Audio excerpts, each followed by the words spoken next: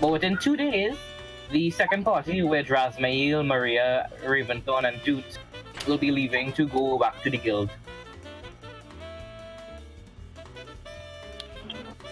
So, the forge is open, so why don't we stop in there first? Flip, flip, flip, flip, flip, flip, flip, flip. There we go. Okay. I don't know what he's beating. As you so I was just everybody curious. So Jesus. everybody's in agreement to go to the forge? Yep. Alright. Sure. Might as well stick together. Please don't split the party. I'm not used to I'm not good at this. I want to go a completely different direction. I want to check out that alleyway. There's no alleyway on this island technically. It's like a village. It's not that compact. It's actually like no matter how you look at the island, it always seems to have a view right to the ocean, no matter what angle you're looking at. I mean, that's the common trait of an island. Okay, fine. I want to wander onto random people's boats.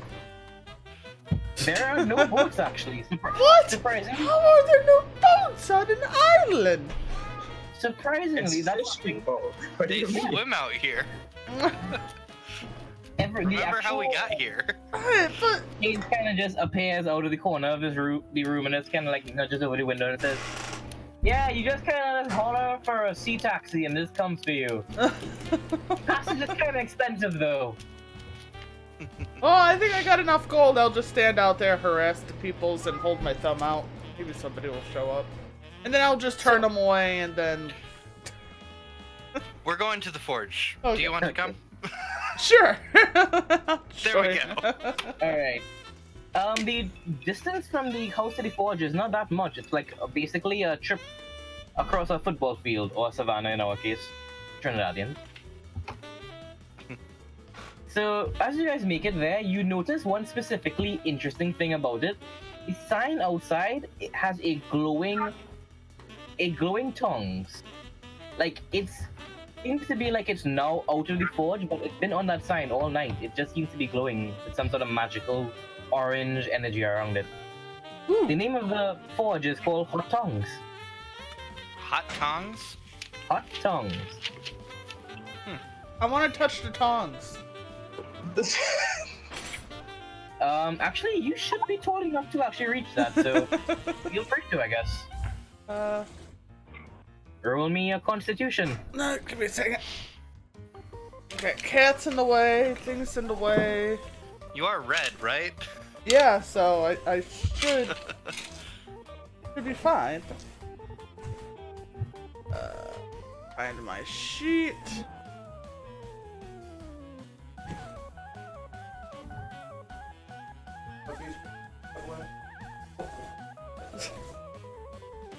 Alright. So we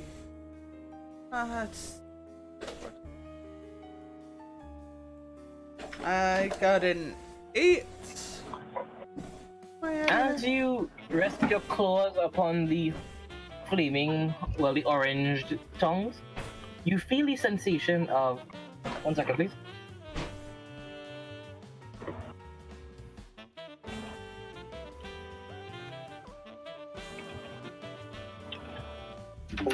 Okay, I'm back. As you rest your claws upon the tongues, you feel the sensation like if you just ate the incredibly hot peppers from your homeland. Ooh. You feel the sensation of there being fire around you, but not like hot. But that warm, smoldering feeling of home, especially for you with your affinity towards fire. Yeah, those are warm, by the way. Don't touch it. As you actually just say that, you see 2 humans pop out of the forge walking towards you. One is covered in soot, and the other one seems to be covered in what seems to be metallic shavings from head to toe. Oh, jeez, that sounds painful. They're Yes, twins. With I will mohawks. take your words into consideration. They're twins with mohawks with golden hair, and although they seem to be coming at you, one seems to be a slightly tad taller, and it's a female. It's a brother and sister, both with very rich blue markings upon their skin, and they can be seen through the stuff and through the golden metal shavings. The brother just stands in the back with his arms folded, looking at you with a kind of like a gleeful expression, and the sister talks to you. Hello there, name's Silver. What brings you to the forge this early morn? We are adventurers looking to get some equipment. We just recently came into some money, so wish to see your wares.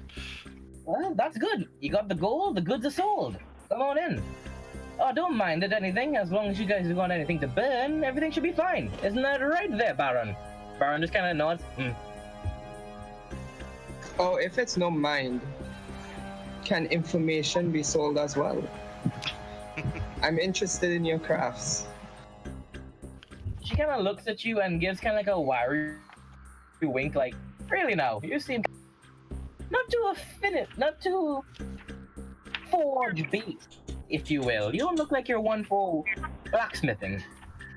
I mean, the heat of the kitchen can be comparable to the heat of a forge, can it not?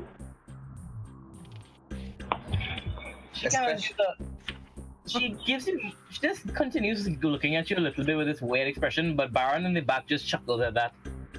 They lead you inside to what seems to be a very large wooden room that seems to have accents of metal, that seems to be like a gold and copper alloy that seems to be holding together all the wood together. The floor, however, is made of cobblestone. There doesn't seem to be a single anvil or what you would expect to be in a forge in there. Instead, it just seems to be a counter and a few wares and a orc woman standing there in front of you. She is tall with incredibly beautifully golden eyes. She's about 7 foot tall. She just leans over the counter and looks at you all as you enter. I give away. Orc? She is a full orc.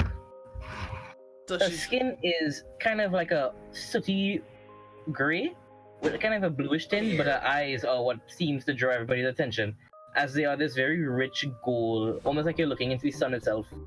Been outside all fucking day. I'm a disgruntled cat. Hi. Disgruntled cat. Disgruntled cat. Well, I'm going to introduce myself. I am from the Stonehollow clan. Who are you? My name is To Mara, daughter of Mo Mara, daughter of Ka Mara, of the Iron Twine Arms. She raises both arms. They are covered in what seems to be a golden metal entwined from her bicep all the way up through her elbow, up to her wrist, and she just clamps them together. That makes a very resounding ring. And she looks at you. I pop up behind the Stonehowl and say, "Hi, I'm Schnub." Like stands head out towards Stonehowl, and then she kind of looks at you, and then just raises her hand like. I cook food. It's the cat. She says you cook food, and she says I cook metal. Nice. I see we have things in common. I laugh and start to inspect the wares. You actually just do me a perception. My bad. Sorry. Not good. That's a 5. A 5?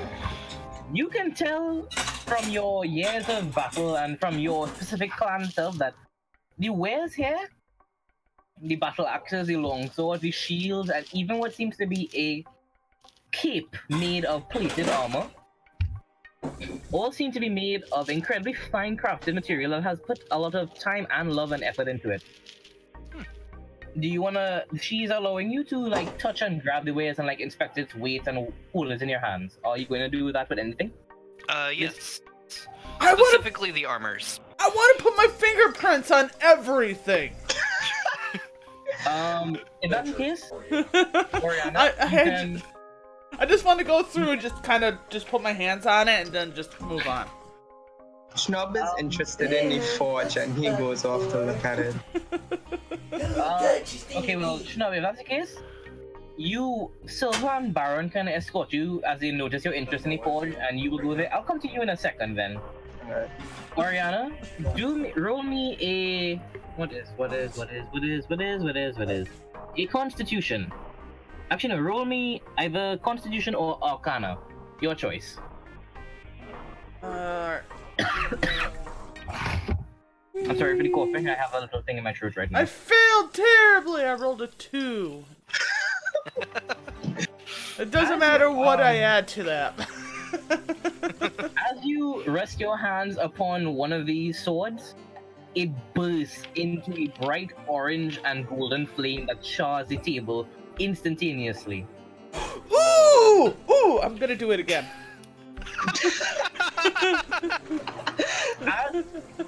As you go to touch it again, Tomara puts her hand on the hilt, and as you touch it, it just glows this bright orange, the tongues outside, and she kind of gives you this look of just like both amusement to see that your expression from the fire, and this is kind of like disdain of, I just had this table made.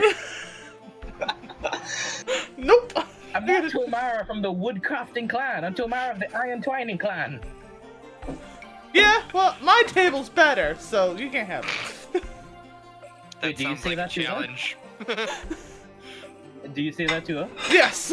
Actually. I stopped inspecting the wares and watched the show. Tomorrow, look at you. Oriana, how tall are you again? I have no clue how tall I am. I think most Dragonborns are like 6'3", 6'4". That's not what I'm talking about. Oh. Sorry, honey. Well, the hairs on your toes all look like it's... Well, yeah, the hairs on my toes are much longer than that. Yeah, but you're in a I'm not a halfling or a I just hobbit. imagine everybody staring at Oriana as she's talking to this voice in her head. Tomara looks at you as you say your table's better, and she just stands. The top of her dreads, also entwined with gold, brushing the tip of the ceiling at a 7'8" height, as she looks at you. I'm gonna whip out my table. Yeah, we'll go with about like 6'5". Let me roll a perception for her quickly. Oh, mother of God. She looks at your table, and before you even finish opening it and the gears clank together to hold it in place, she already has inspected it to the point where she could tell that it's magical, it won't break, and that you're challenging her to an arm wrestle. Yep. Oh my God. Damn. I'm all up for that. She lifts her foot over and steps over the counter, and then sits on the tiny chair that is there for that table. Alright. So, intimidation roll, because, you know, it's always fun. So, I'll take the other seat, I put my elbow down. And, this my intimidation. I rolled a 15. A 15 on intimidation. Yes. Okay, give me a second, please, because I think I remember orcs having something for that. They are already proficient with intimidation.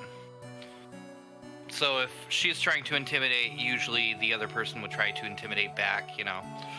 Yep.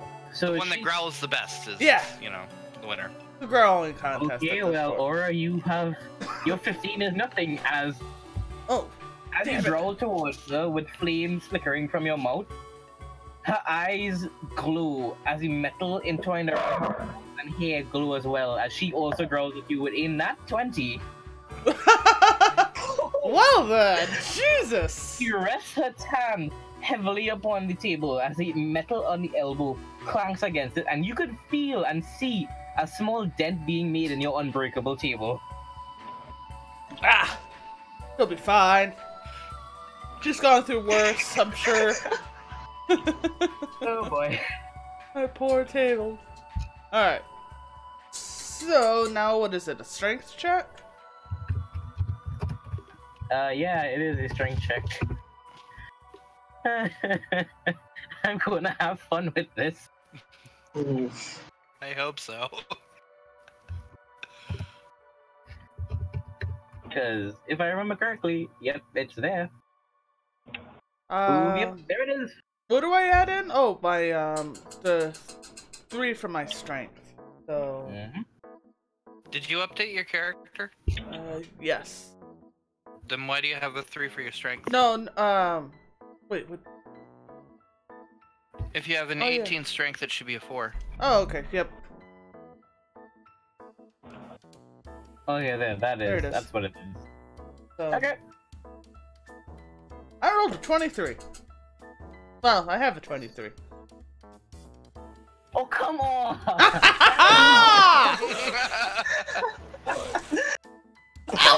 Intimidation. Wait, no, I shouldn't do that. That's being petty. Don't break my... You know arm wrestling like the back of your hand. You've won many games, you won many prizes, many pieces of gold, and many friendships over arm wrestling. You know the techniques, you know the angles, you know that no matter how big they are, they'll fall even harder. You rest your elbow down and firmly grasp a hand, and then as it goes off, because the table makes a ding. No, the table makes a ding when it starts. You quickly push her hand almost all the way down to the edge. She's caught off guard by this, and her next hand grabs the edge of the table as she tries to balance herself. She is caught off guard by this. Roll me another strength check. Alright, Oh, that's better. we'll do that. Fight! Damn it! What? I rolled, it's a 7. No! She makes a comeback! Yeah, she has a 31 in this, so Oh, ah, damn it! yes, Storm Giant Belt is the way to go. She's like, as she gets to there, she knows now not to underestimate you, and she puts all her strength into it. You can see her muscles bulging under the metal, as you can hear the actual small screaming of the iron, well, the gold on her arm stretching with her biceps as she grabs your hand and firmly places you close to the edge of your side now. One last roll. One last roll. Not a good. She doesn't have a good roll here. You could probably beat this. Hello, little kitty, how are ya? Oh, sister's there.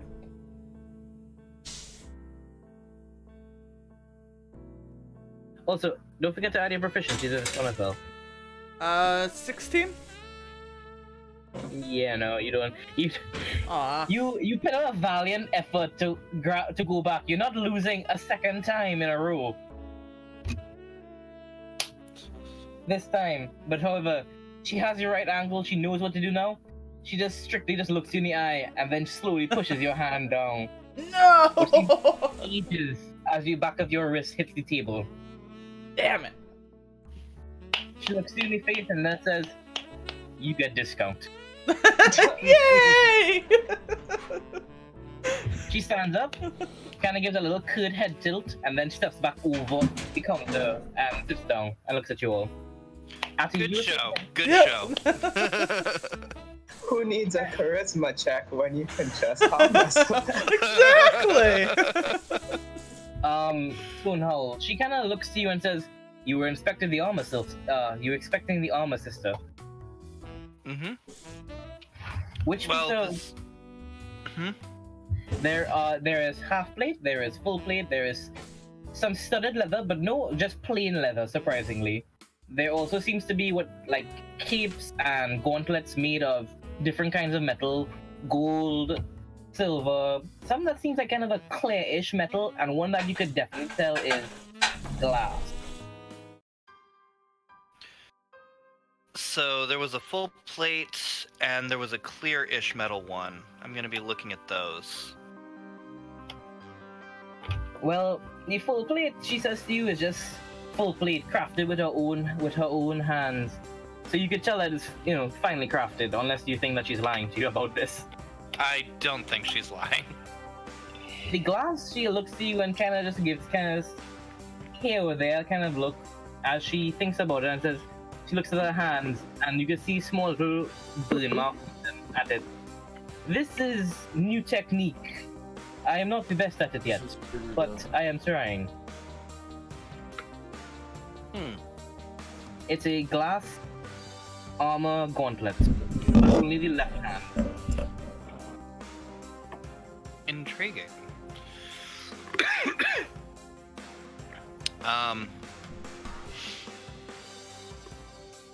Do you mind if I inspect it? I'll be right back. I'm gonna get food real quick. He just kind of like nods and says, I would be grateful. I try and hit it with my fist. The glass, roll me strength. Roll me an attack roll, actually. Just roll me the damage of an attack roll. The damage of just punching? Yeah. You were saying a D4 then? Yes. Unless you're proficient in strength, I believe. It's still a D4. That's still a D4, my bad. So, how much points of damage do you hit it with? So that'll be 6 with my strength. You give it a hefty hit, and you expect it to at least you don't expect it to shatter because you respect our craftsmanship. You at least expect it to fly off of the counter. But as you hit it, you hear a ring, as it just remains there, almost like if you didn't hit it at all, but this ring remains in your ears. You take, and anybody else in that room takes 2 points of sonic damage. Well, thank God I'm not there. Here. She also kind of covers her ears a little bit as she takes this damage as well and says to you, it's not supposed to do that.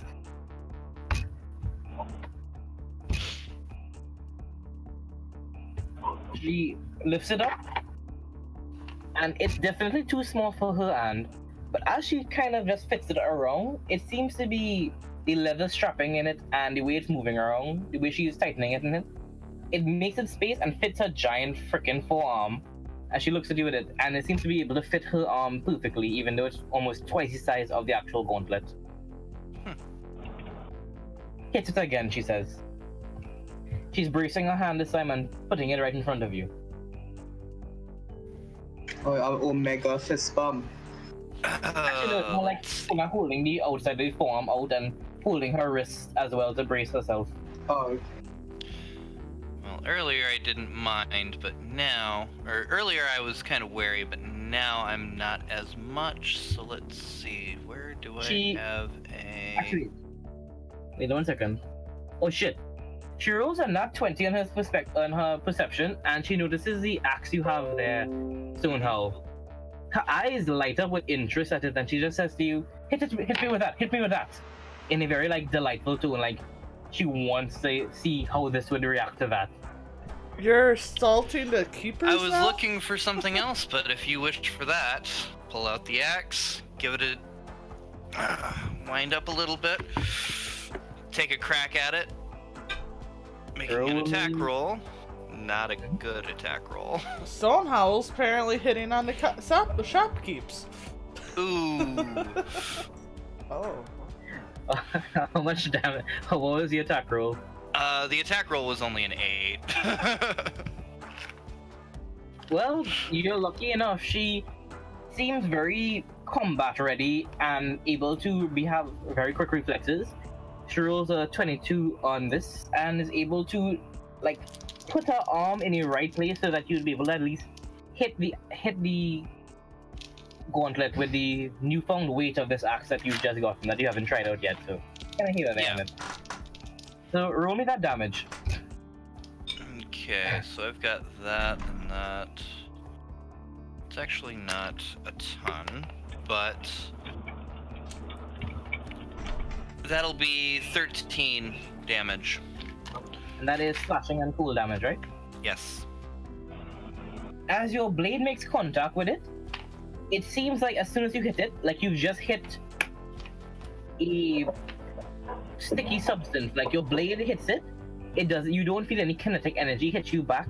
Like if you hit a hard substance, but it doesn't need to be sliding or anything. Like it hits it and just stays. as you see your axe glow with this blue frenzying essence as cool energy quickly enters into the gauntlet. A bright blue flash emerges that lights the whole room, and then bang. The gauntlet on her hand that is made of glass is now frigid and looks to be glowing blue. Ooh. She is kind of like bouncing on her heels a little bit, very happy at this, seeing that, kind of just going off about, it works, it works, it works, it absorbs, it works, it works, it works. Very happy about it, because Brand new technique then. she looks at you and says, you can speak Orc, you can speak, Yes. She says to you in that because she just reverts back to her native tongue. Mm-hmm. Sister, my weapon, which is the ultimate defense, is to absorb the attack and have it there ready for the next attack. It can take fire, it can take thunder. I'd never had cold before. It takes it too. She kind of like putting it right in your face. It's like really happy and bouncing up, which is kind of intimidating, seeing from this woman who, as she bounces, is hitting her head against the ceiling. So we're watching a kawaii in Orcish. Yeah. I'm going back. I'm like, wait. Any sorts of damage? Like anything? Wait, does my lightning axe? Could we test? I want to play. I would have played with it too. Anything? Anything? It takes. She's kind of looks and says, "Me and my wizard friend, Magic Man, he says he enchanted it to take the magical essence of a weapon and absorb it out of the weapon for me to use." She kind of lifts up the sword that was on fire before, and as she raises it up, the gauntlet glows. She's holding her bicep along with this just to kind of keep her hand steady. The gauntlet glows. As you can see, the blue slowly retracting all the way into where her hand is. It goes into the hilt, and the flame effect of the sword, the flames are now frozen into what seems to be a blue flaming sword. She kind of looks at it in a bit of awe because she hasn't seen this before. She swipes at the table. It leaves a giant scorch mark, and as the scorch mark settles, icicles start appearing from it a little bit. Like it's seared and then frozen over. Frostbite. Huh. I want to hit the thing again. I'm not using the cold blade. I'm going to use a generic battle axe that I happen to have. Alright. And can I hit it again? She says to you in Orcish again, yes, hit me. I she's hit and I holding it up. smite.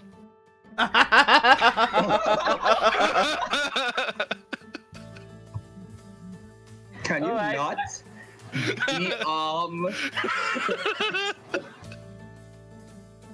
Okay, well, she is letting you hit it, so roll me that damage. I guess if you want, you could roll crits. I'm. DM says roll crits. Oh, fuck. I guess I'm really excited about this too, so I think I would. Oh man. Good luck. So, Orcish on top of Smite. So that's that plus one more.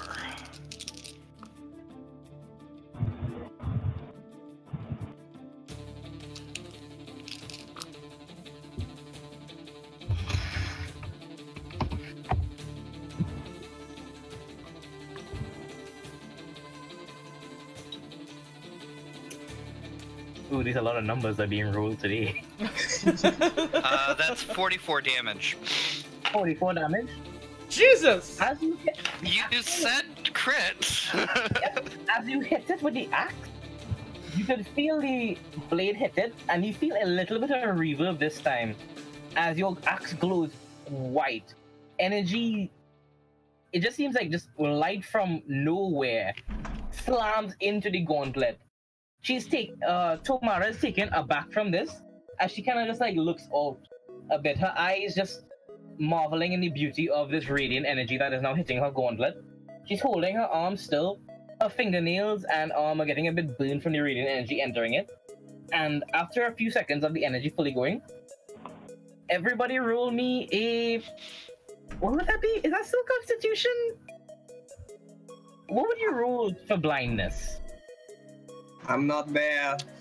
Con or Dex, they both make sense in this situation. Roll me a Constitution or yeah, roll me a Constitution. Everybody who's in the room at the time. So that would be Anders, Stonehowl, and Oriana. Yeah, so those extra balls at the beginning. It sure was a great idea to leave you alone in the store. 20 altogether. I got a 17. Okay, and Anders? 11. Oh, hello, Fires. Welcome to the madness. You are, Stonehowl, you're used to seeing your radiant energy smite down and destroy an enemy in the blink of an eye. You've seen it twice happen before, both with the golem and the creature from inside the dwarven ruins. So you're not blinded by the stall. Oriana, you've seen Stonehowl wreck some serious shit with her holy energy. It's not bothering you one bit. Anders, you've been caught aback by this because you didn't expect it to be that strong, but you're still used to it, so you don't get like the full blind effect. You just kind of like squint a bit more than usual. Shrub notices a lot of shit is going down. outside, it's not even full sunrise yet, because it's not even 7 o'clock yet. It's like 6:30 in the morning. God, we're gonna wake up the neighborhood. From this area. So, Tomara is kind of holding her hand, looking at little burns of radiation that she's had. She's kind of like shrugging off, like, I'm used to getting burns at the forge. And she's looking, squinting, kind of covering her eyes at the gauntlet. It is white. It is looking directly at the sun bright. Oh, jeez. She kind of like looks at it a bit and is like, I must try it now. Holy fuck, did you just craft Thanos gauntlet? She puts her hand onto the flaming sword again, raises it up. You see it takes a little bit longer for the energy to go into the sword this time. But as it goes into it, the glow finally fades. You can see her eyes seem to be a little bit more like starstruck at this, as she is now like not even caring that there are people in here and then she needs to keep uptaking her demeanor around people. She seems like a kid at a playground with this weapon now. She kind of goes to a corner, kicks the door, kicks a wall twice, and what seems to be a small mechanism appears where the wall pushes out a little bit, flips around, goes back in place, and there's now seamlessly back in place, but now there's a mannequin in front of her. Oh. Yeah, that was gonna be another thing. This entire thing's automated. She kind of like gets into a fighting stance of it, and she uses her action surge, and she hits it 5 times. Wait, what? No, should be 4. Yes, should be 4 times. Isn't it? She hits it 4 times. 1, 2, 3, 4, and you can hear the beautiful sound of metal crashing onto metal in a wonderful twang that seems to be accompanied by what seems to be a choir since Stonehowl. As radiant and flaming energy smashes on this plate mail. And as she finishes her last swipe, there is what seems to be scorching white marks on this plate mail. Almost seems to be melting it to the point. Melting! Now that is a good weapon. She looks at you and is just like, what was glowing? What was that energy? What was the light? In Orcish, though.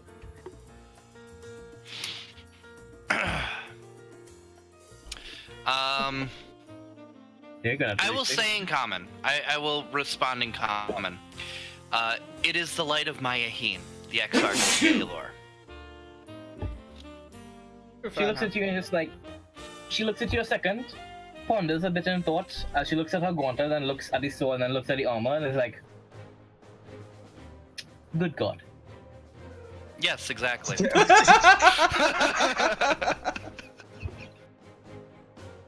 She takes off the gauntlet. It seems to go back into its original size, and she puts it back on the table and kind of looks at you all there, and she takes a bit to breathe. She puts her hand over, both hands over her face like she's playing peekaboo.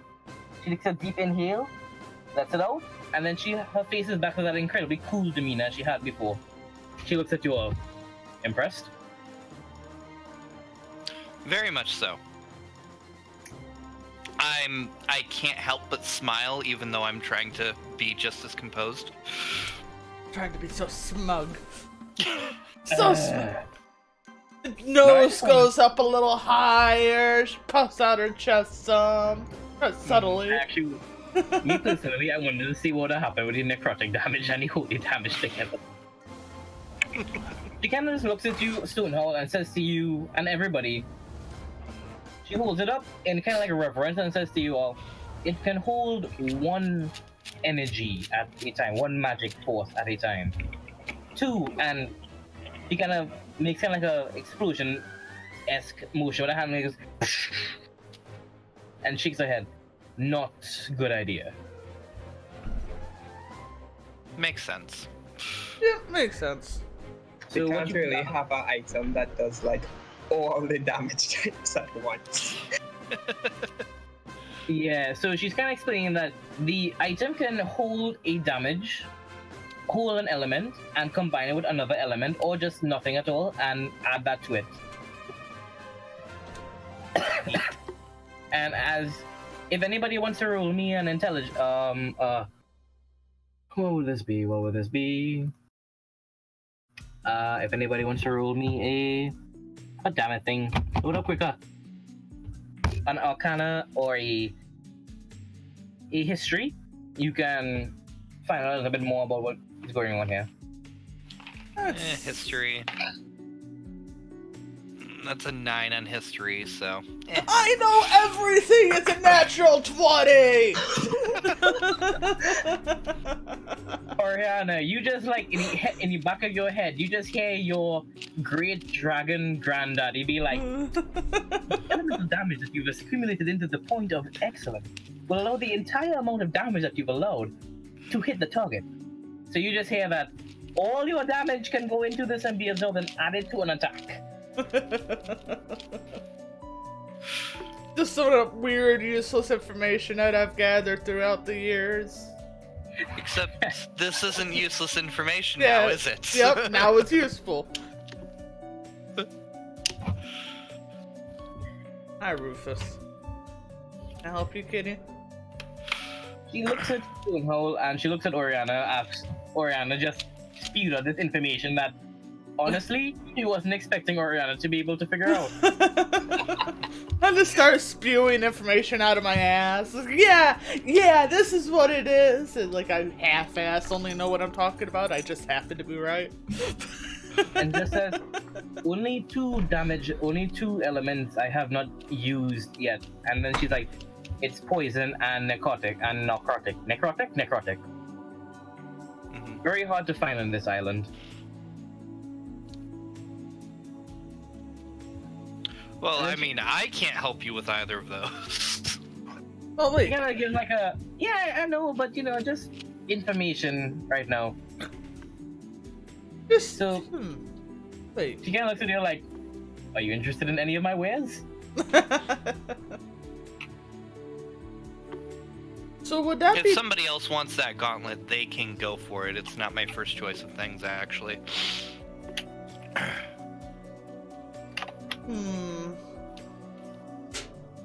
Wonder if you have entertained her and made her day by allowing her to test out one of her experiments. So you might be surprised at how cheap some things may be, but you are definitely saying that gauntlet is not going to be cheap, even if she gives a discount on it.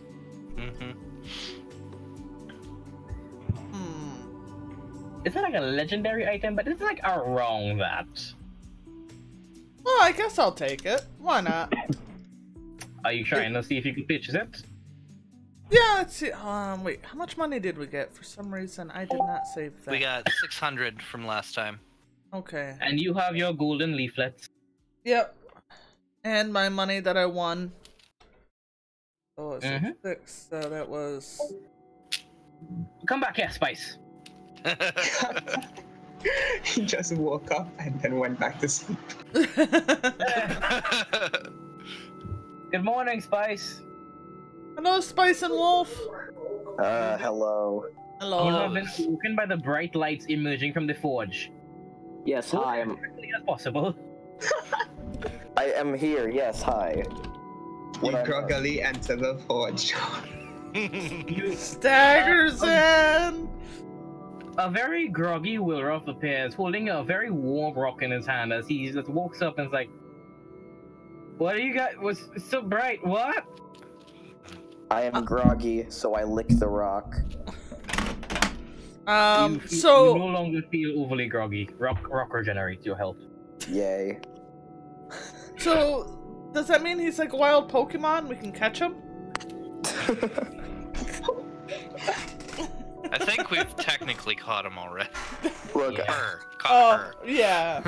True. I keep yes. making that. I keep making that mistake. That's my fault. I don't care, it's cool.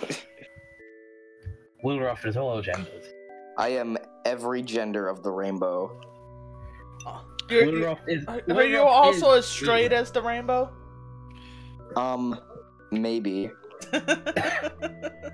So she notices your interest in the gauntlet into the glass gauntlet there, Oriana, and she very smugly puts her hand on it and then strokes it and says, "For you, 3,000." Aw, damn it. I'm only a couple grand short. Jesus Christ. I'm gonna pick up a really shiny rock and like ask to trade the gauntlet for the rock. Oh, you do have Yeah. sapphires. Yeah. Wilroth, how tall are you again? How tall is your character? Silence. God, silence. I am. Shut up. I am rock feet tall. So you're like, Damn, you're so you're like rocking. 4 feet off of the ground, 4-ish, 5 feet off the ground. 5 feet, like 5'6" Okay. Tomara looks at you as you offer up this rock, takes one hand, puts it by your waist, and lifts you up and kind of stares you eye to eye. You are like 2, maybe 3-ish feet. You know. We doing barter here. Puts you back down. Oh shit. I look really sad.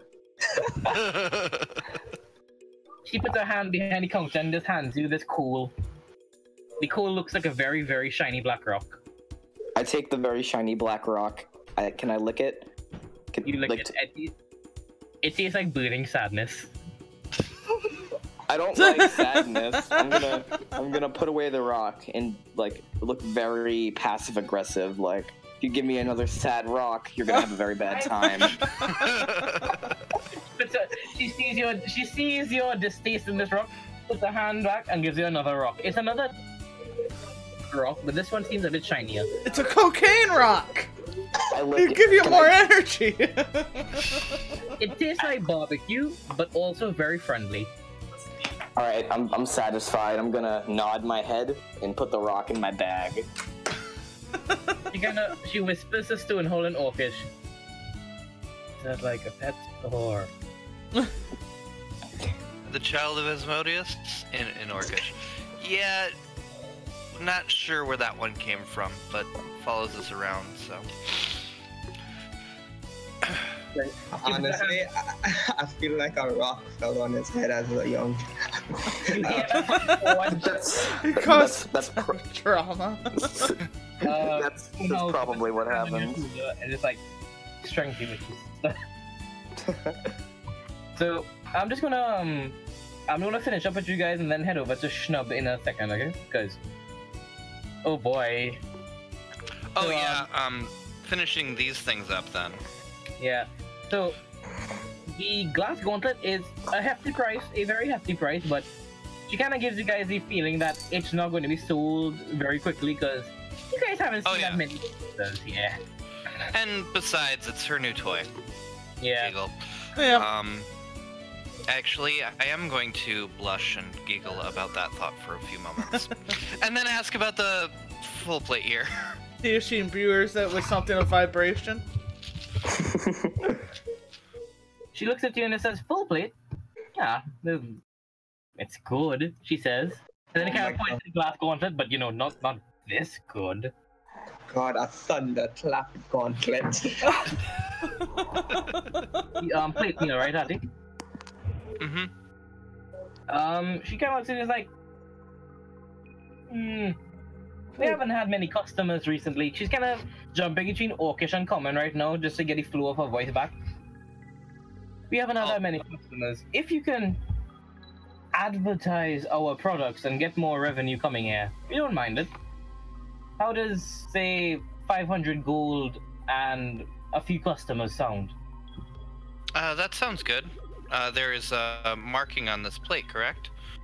Yes, if you inspect the plate, you will be able to notice that there is indeed a unique sigil of a tongue, and right under it seems to be a sun, but with an eye in the middle of it. And at the bottom of that is one, like a forearm entwined with metal. Illuminati! Illuminati! Just squints at you at that remark. I'll take it. Also, do you have any long swords? I need just any long sword. Long sword? She just kind of just hits her hand on the counter where the sad, frozen sad mark is, and a mechanism opens right above you all, and just a sheet of longsword just falls straight down, all seemingly different lengths, different crafts, but all longswords are very high quality make. That's an OSHA hazard. I close my eyes and attempt to find one that speaks to me, like Roll kind me, of literally. roll me a religion. Roll me religious. Okay. A natural 20. Oh. You put your hand over it, and you can literally feel the sun's heat on your hand as you reach this one sword. And you can hear in the back of your head what sounds like a child's voice, but also a grown man's voice saying to you, "Yeah, this is the one, Chief." Oh god, it's a pedo sword! It's a pedo sword! Your hand clasps the hilt. It's warm to the touch. In fact, when you pull it off the shelf, its balance is so perfect, it seems like you've been using this sword your entire life. Holy shit, Stone, how old is Zoro? Without questioning anything, I'll take this one then. Holy fuck. 1 second, I need to roll this because that item's... Oh wow, you're lucky. Lucky you. She kind of says to you, she kind of puts her hand out to inspect it, like, really? This one particularly?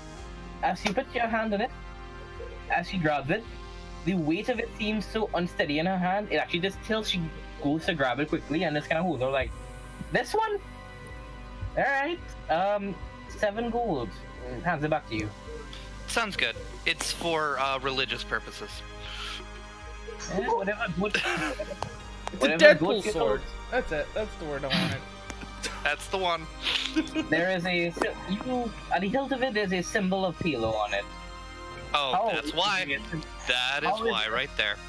How is there a symbol of Palo, and how does she not know of this sword? But as you hand over your 7 gold, you hear what seems to be a thunk, and a thunk, as another mechanism opens up. The swords go back onto the ceiling, and a spiral staircase appears right in the middle of you all, coming from the ceiling go down. Oh. And there is a man, another orc. This is Tor Garm, as he walks down the stairs with heavy footsteps. This is a 4'8" orc, old man, with a walking stick, looking at you all like, "Tomorrow you're selling this shit for too cheap! We'll never keep the forge in business!" You there! Stop using your holy magic in this shop! The fuck, man! I can't keep fixing. What the fuck happened to my counter? Nothing! I look down, dejected. I got excited. He just hits you with his walking stick on your head. You come back here and buy it. You come back here and fix it with money. All money. Customers and money. And you just see him look at you, dead eyes. One eye is like clouded over, like he's blind. The other one is this bright gold, just like Tomorrow's own. As the spiral tickets go back up into the ceiling. And I'm going to head over to Shrub now. If everybody's cool with that. Yeah. Also, Yeah, it sounds I like bought what I needed here. it sounds like the old lady from the Dark Crystal. No. Baron and Silver have ushered you to the forge itself. It is smolderingly hot here, like unbelievably. As soon as you enter, you start sweating. Oh. Also, you see a bright flash of light behind you, and you could hear Stonehowl and another orc laughing like idiots. Excited small children. Silver and Baron are also sweating there. Baron kind of just clasps his hands together, and Silver folds her arms and grabs her biceps with both hands, and you can just see the blue symbols on their skin start to glow a bit. Slowly, you see what seems to be like a cool breeze pass over them, and now they're just back to work in the forge. Ooh, interesting. Silver just kind of looks at you and then says, "We use our heritage to make sure we don't get burned too much." She takes her hand and dips it into the forge itself, any coals, any molten metal, and pulls it out. Not burnt at all. Not even looks like the molten metal was even stuck to her skin at all. Oh, wow. I clap. Will Ruff is omnipotent. He just appears. I am everywhere. Silver pops Will Ruff out of the forge. So they look at you and says, "So what interest do you have in forging and blacksmithing?" Oh no, I'm more interested in how you keep it so hot. I'm interested in like spicing up my dishes, keeping things warm, right? So it can't just be regular charcoal or coal that keeps it so hot in here. There has to be some other secret. She looks at you and then says, she looks at you, then looks to her brother, and kind of like, they give each other kind of this nod as like, roll me a persuasion. Fuck. I mean, she didn't roll too high, so... Cabbage be with you. May the cabbage be with you. May the rocks be with you. Oh, I rolled a nat 20. I want to know how to heat up my meals so that I make everything nice. You see, And also some secret alternative. I wish to Maybe. spice up my life a little bit. she looks at you and then kind of just, alright, here's the deal. It's not about the coal, it's not about the charcoal even. What's actually about is the ventilation. How much air you allow in and how much air you allow out. Hot air, cold air goes in, hot air stays, steams up, and then you let the hot air out for new air to come in before it dies. So it's the power of the woman. Yeah. It is literally that. Baron's kind of just there like, yeah, she's kind of has that magic thing down. Baron has a very thick accent that you can't place, but I can't do because I don't know thick accents that well. Sounds Scandinavian, honestly, but I can't do Scandinavian. We don't have a semen demon, so we can't offer up his really heavy. He just kind of says to you, also, we have coals that are mined from the trees close towards that weird lake. For some reason, the water is just great for them, and they just grow perfectly. The actual aging circles of the tree are just perfectly aligned, so that when you cut it cut with the grain, it just burns so smoothly. He kind of hands you a piece, and the coal in your hand is smooth and black and shiny. It's like it's like an onyx in your hand, basically, circular and round, like a pearl, basically. But you can definitely tell it's wood. It's charcoal, and he's just like, yeah, really intense, really cool. So the old man who actually owns this blacksmith, this forge, Togar, actually knows a way to refine the trees to the point where they become these black things. He kind of just chucks another one from his pocket into the fire.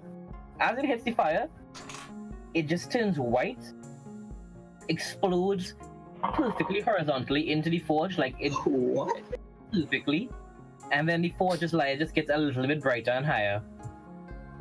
He looks at you as you kind of go, what? And it's like, he shrugs like, I don't fucking know either, man.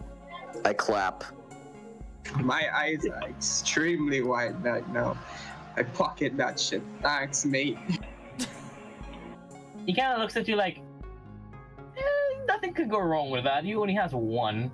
You have one. You and oh shit, I forgot. Wilruff has one too. I mean, I kind of want to learn how to make them.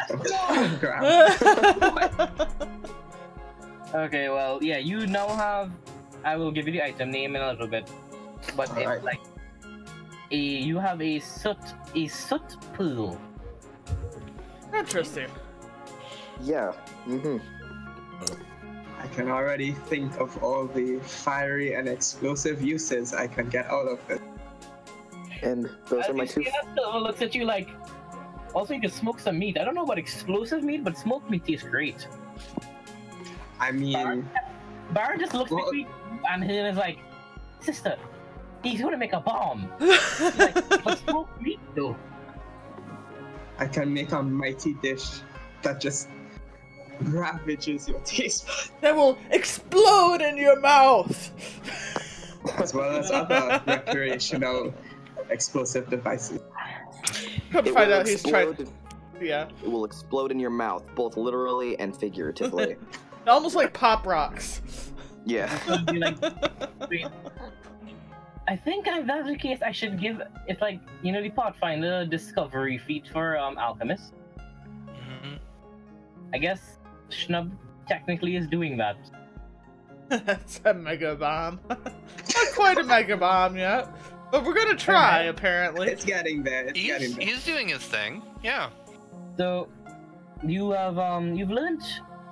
They've taught you ways to make sure that your fire never goes out and that you can maintain the heat with ventilation. And they hand you this kind of like weird puffy thingy that I don't know the name of. You know the thing that you Billows? squeeze and air comes out of it. Bellows. That's That's the bellows. It should increase my cooking time, so I won't have to wind up the flame so long before I start. yes. You have now gone from an hour to cook a meal to like 59 minutes. Nice. That Now is you're now getting burnt. woohoo. Okay, so you now have a bellows and a soot pool in your inventory. The And they have fires. given you knowledge on how to control normal flames to an extent. You gonna talk to them about anything else, or you gonna join back up with the party? So hopefully you have a good day, Fire. I Thank mean, you they for hanging mentioned that out. the old guy knew We'll how probably to be doing something later take tonight. the trees from the special lake. Did you say old? Did you like say old out loud? No. Why would I talk to myself? Why not? Do me a perception quickly, though. Shnav, do me a perception quickly. –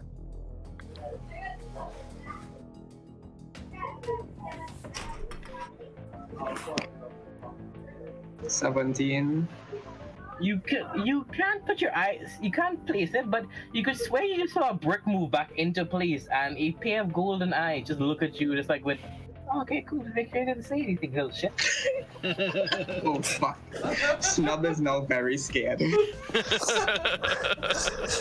Did I did I somehow see that because I am obviously omnipresent?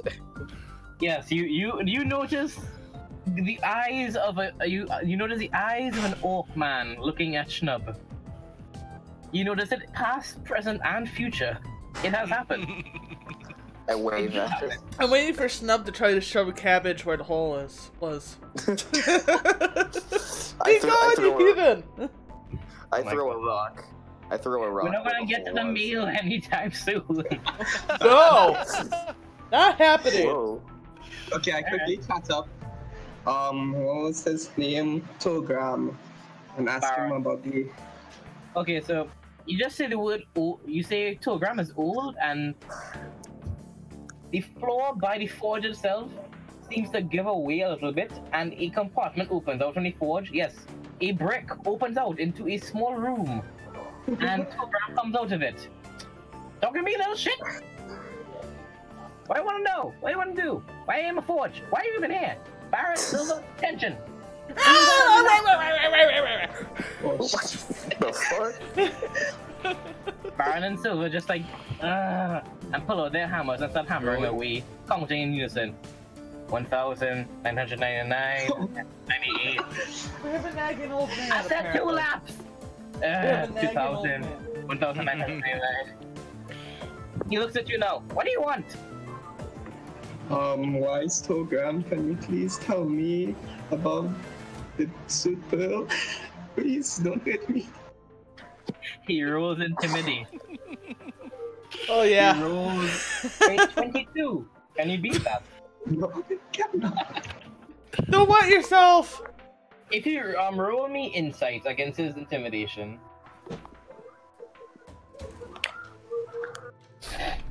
I got 17. The old man's doing well, kitty. You can tell one thing from this. He doesn't like you asking about He's his sitting secret playing technique. tanks. Oh, you're one of those people from the other blacksmith, huh? You're from the countryside, ain't you? You're from the towns, ain't you, bitch? You want to steal my soot? You want to steal my pebbles? You want to steal my soot full technique? Well, I'll tell you this, son. No! He turns you around, hits you in the back of the head with a stick, and then kind of kicks you out. Get out of here! Don't talk so much! Actually, wait. He puts his cane back on your shoulder. It has like a little hook and pulls you back towards him inside the forge. He starts sweating again. Wait, actually, you wanna buy it? You wanna buy the soot pearl? You wanna buy them now? I'll sell them for money. That would be nice. Jeez. How much money you got? How much money you got, punk? Huh? How much money you got? Tell me. Not hitting you in the head. Tell me. I mean, I got a couple hundred. 100, you say? Silver, how much is 100? It's like 10 tens. All right then. Get 5. Baron, can I put his head over this? I'll play Fortnite, kitty. No, it's like 10 gold times 10 gold. Ah! You get 8.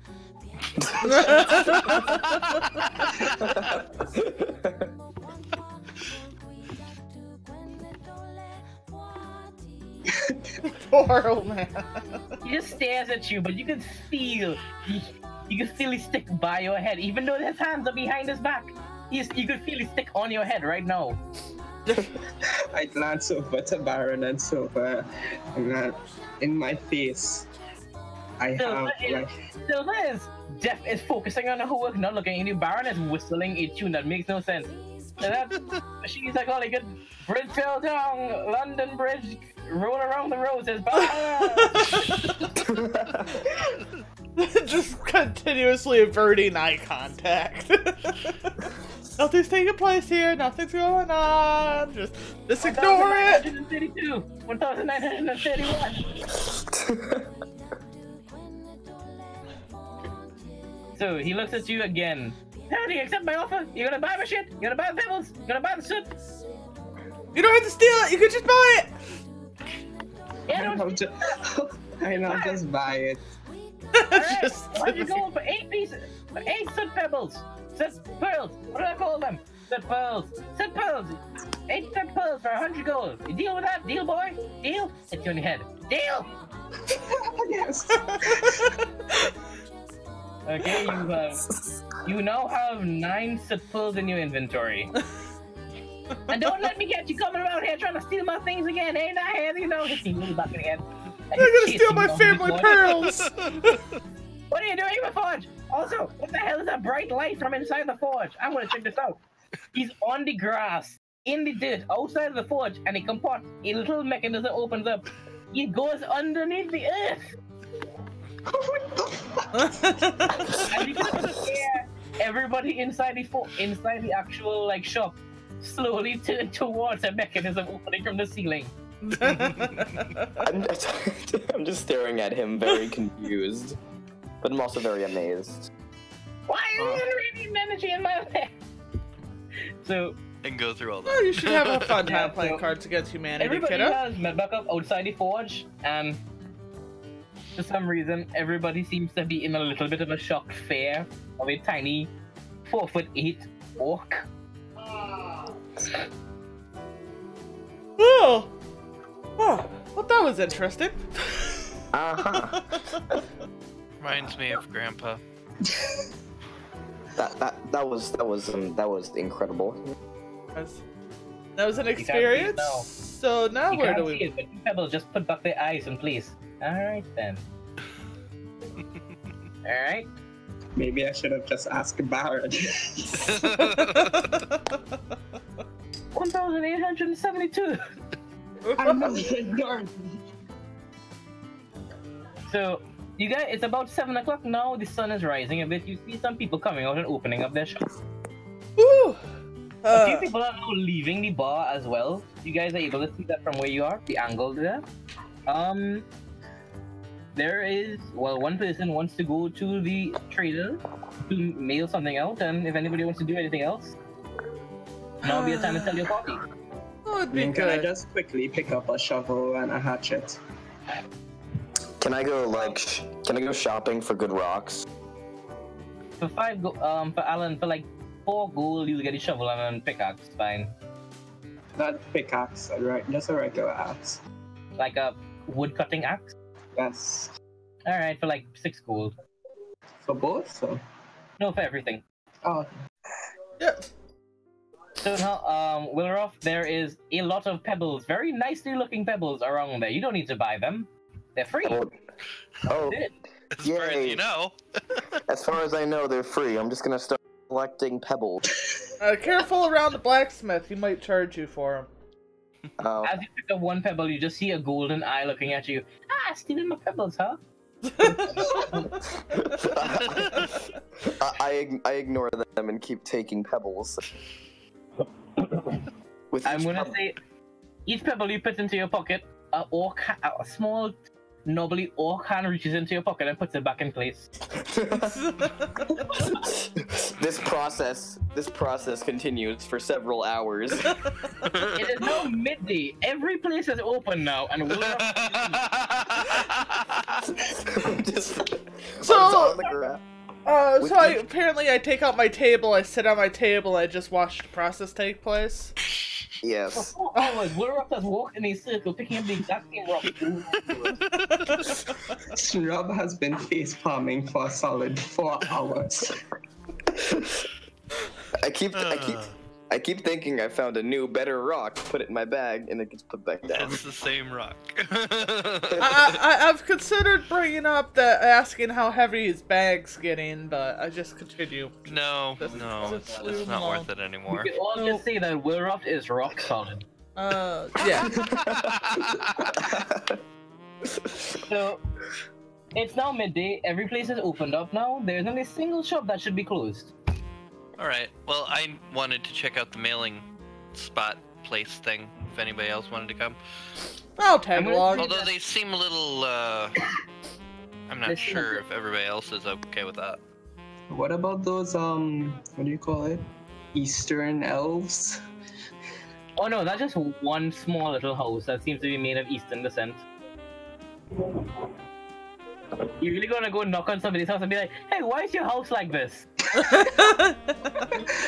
Why not? Could. You guys have all the time in the world right now, honestly. I mean, I could ask them about, like, where they're from, you know, how they got here. Just pound on their door. Grandma! Grandma! Bless me with your wisdom. Alright then, if you guys want to just make a quick detour, I can just end the whole charade about this I'm not Japanese sure if house they've watched quickly. them. Yeah, sure. Yeah. Yeah. Get it over with. Schnub, you knock on the door. You feel, for some reason, as you knock on it, you can sense the foreboding of millions of days of potato peeling. Oh no. The door creaks open, and you see him there, standing in his 4'8" glory. You come to my house? You just stole my soot pearls, and you come to my house now? It's you in the head.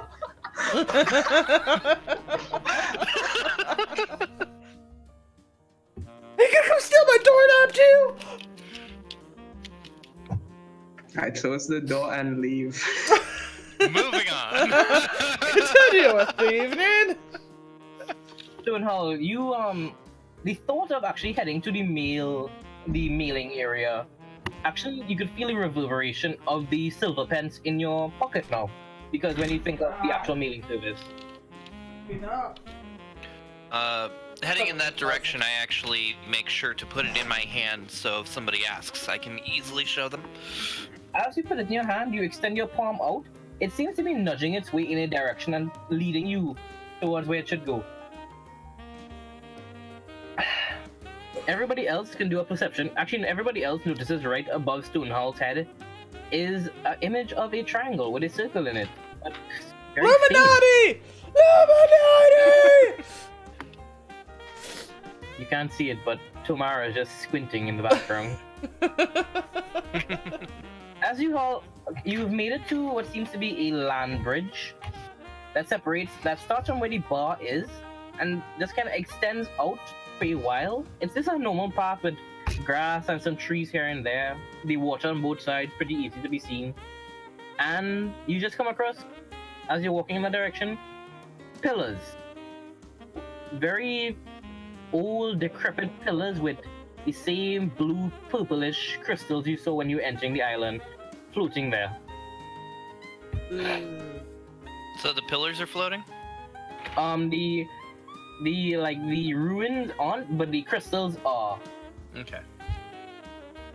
As you get closer, you're able to see a small, what seems to be a purplish veil. Not too purple, but like purple-ish veil of warping air in front of you. You can't see anything past it. It seems to be just like extending planes that just go on forever, surprisingly. Can I suck in the purple air? You inhale, nothing happens. Nice. Is everybody else close to me at this point? Everybody is within range of you. Wilroth seems to be just appearing from any nook and cranny on anybody's body at this point. I just double checked that everybody is like Everybody right is with there you, right? with us, and then just walk forward. Look, As you walk forward, the symbol above your head extends forward a bit, extends outward, my bad, and creates kind of like a roof. So as you enter, it seems like you're walking in under a heavy downpour, under an umbrella, as the energy and watery air seems to just fall around you. As you make your way through the veil, buildings and everything seems to materialize in front of you, and you are now face to face with a giant ass school made of purple cobblestone ingrained with energy veins that you saw on Tom, and floating crystals like the ones you saw at the towers you just entered. But they seem to be crafted, like etched away and refined to look more like spheres or roses or triangles and stuff like that. Interesting. What happened? Shrubs seem to have disconnected for a moment.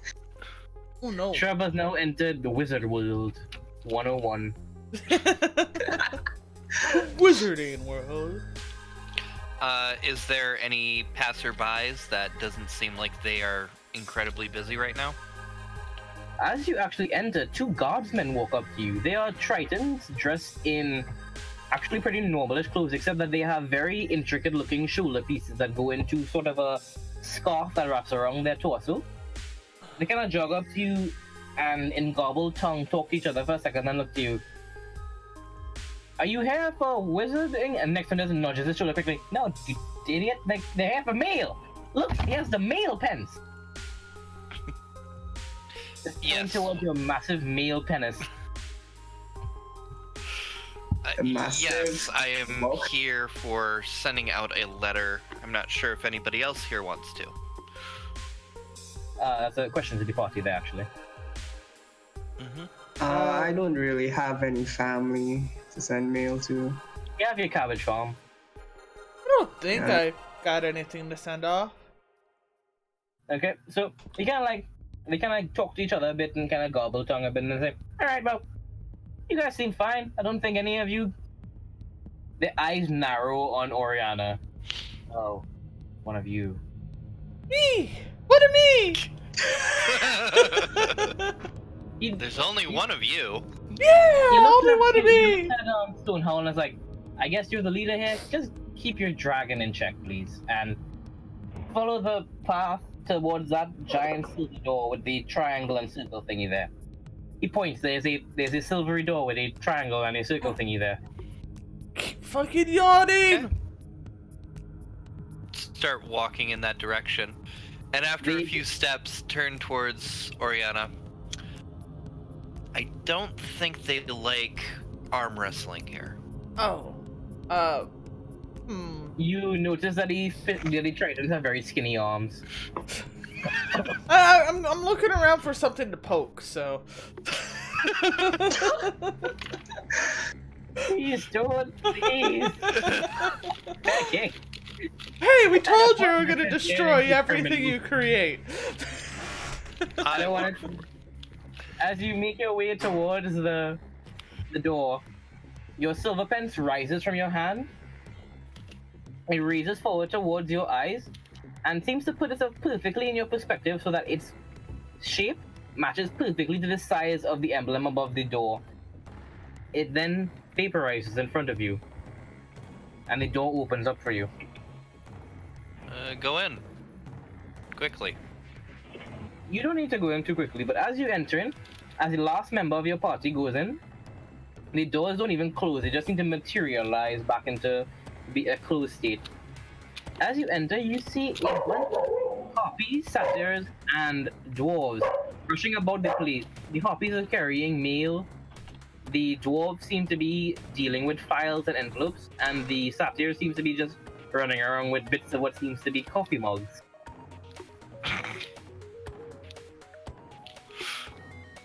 Does there seem to be like a front desk? Yeah, there's a front desk, and right there it seems to have a harpy who's holding a crystal in her hand and just tapping away with her feathers. As you reach there, she kind of just gives you this sideways glance, not even turning her entire body towards you. Yes, what do you want, darling? I would like to transcribe a letter and send it out to my homeland. Alright then, where are you sending it to, so we know which department to send it towards? Are you going to be tweeting it towards the harpy? Are you going to be sending it through ground mail, the dwarves? Or are you going to be sending it through, you know, the Sylvian stuff, the Fey magic thingies?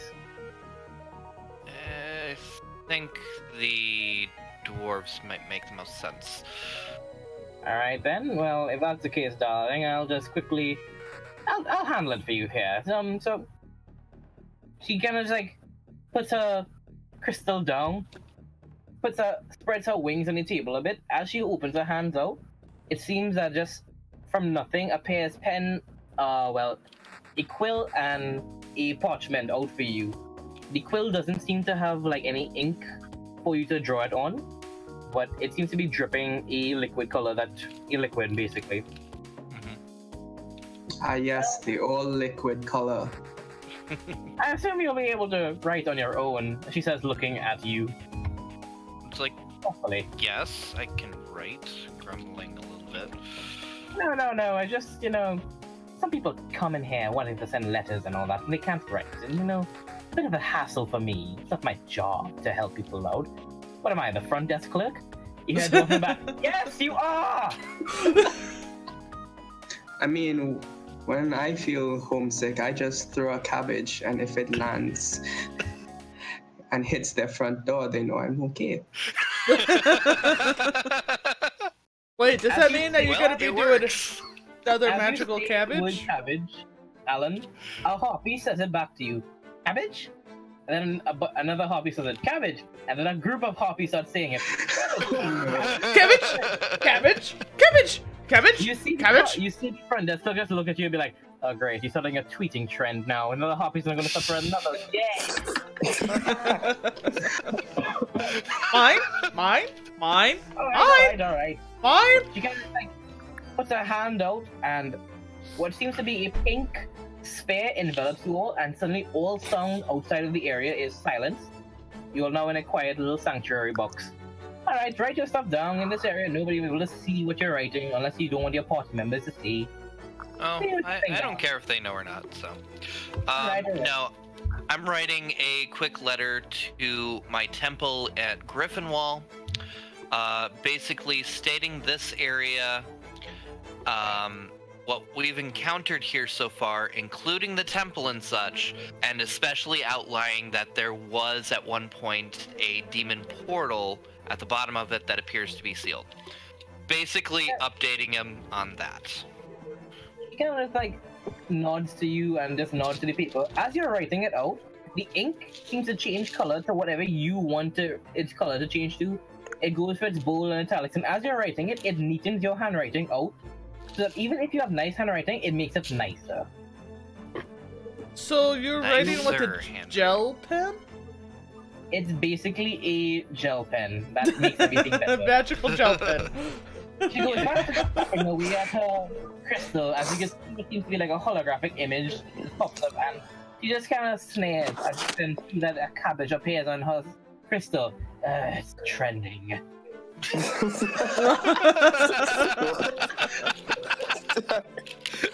What? Damn, harpies. Started to tweet her. Can I throw a... Finish your letter. Yep. Don't throw a rock at the harpies. Like, Don't. No. How did you know? How did you know? Stop it. I want to throw a rock at a harpy. Don't break to Twitter. No. We can't. I yell rock as I throw a rock at a harpy. We're in a bubble right now. Screw you. I'm still He's doing still it. gonna alright? try to throw a rock. Hollywood rock and through it. It hits the sanctuary wall and just goes through it slowly, and then just falls to the ground with a plop. I try again.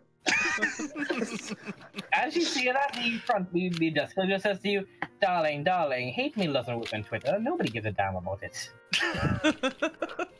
I just sigh and give up. Fine. Hey, she gives you something. Here you go. Here's a forum. She hands you a small little crystal. It's good for one whole tweet there. Make it count. Rock. Just rock, clink, rock, the clink. No, last it goes to a rock and then stops because you run out of, text. And then just disappears into a pink haze into the line, like if you're beaming on Scotty. And then just disappears. He looks at her phone a bit. Sorry, he looks at her crystal. There's no phones in this world. And then she's like, too many retweets already?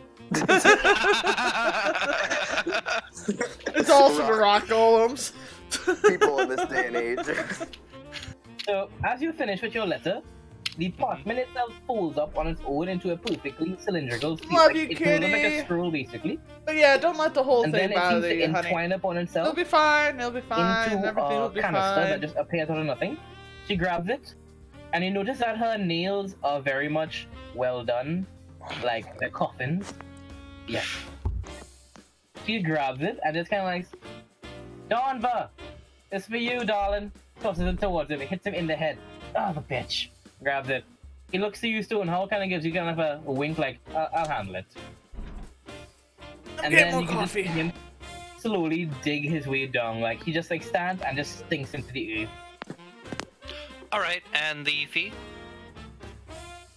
He looks at you and is like, I believe it's like 5 pence, 5 silver, honestly. It's not too expensive, darling. You didn't write a long letter. Also, you're not using us for, like, item transferring, which is where the real money comes in. You're just sending paper, what, a few hundred miles away? 1,000? Several, yeah. Closer to 1,000. Yeah, it's like 5 silver. That should cover the fee. Alright. I hand over 5 silver. He pulls out what seems to be a black crystal, and you can. She says, "Drop your money into this." Okay. It just, as it goes in, it seems like you're dropping your silver into water, and then she just shakes it a bit, turns it upside down. 3 bronze pieces comes out. Well, there's a change. Go ahead and take them then. All right. Well, if you need anything else, Harpy Express will always be there. The #1 choice of deliverance and mail service in the entire, well, Eastern Ash.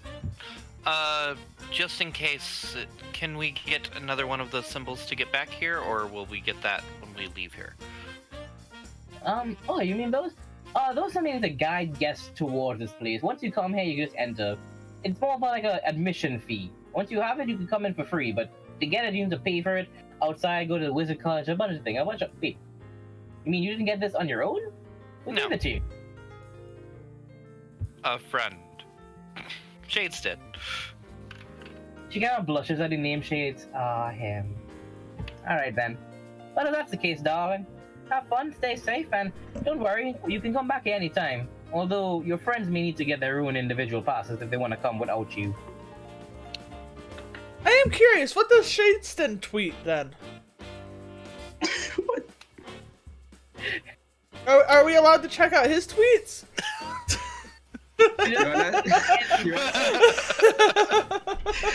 Are you gonna roleplay signing up on Twitter?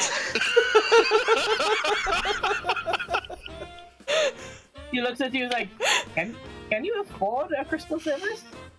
I don't know, how much is it? It's 500 gold plus 100 gold every month for magical maintenance. Jesus. You have to be like an aristocrat for this! Do you know what area we're in? We're in the aristocrat domain area of this island. I can't even look at his stuff, I have to have an account? What, does he have his account on private? Oh no, you can, look. You just see this shades pops up, the name of it is pinkfloydglasses.com. He just sends selfies. Just has somebody draw pictures of him. It's not even like a period.com. It's dot with like spelled out DOT.com. Oh god. The most latest tweet you could just see is a picture of him caressing a well-groomed cabbage with pink shades on as he's looking towards it with pink shades like, truly, cabbage is a unique and expressive plant. Oh great. My followers, girl. Yep. I questioned my life for a few moments. She does like, actually, you should really follow him. Like, a lot of people find him very attractive. There's a picture of him in a banana hammock. Oh. I blush. Can we censor it with the cabbage? What do you think what do you think's down there? He doesn't have bush, he has cabbage. Just a leafy mess. He needs to trim the bushes. God, did my church just adopt meme culture? Pass the cabbage, brother. No. Oh, Jesus, and then he'll take all the claim for the cabbage thing.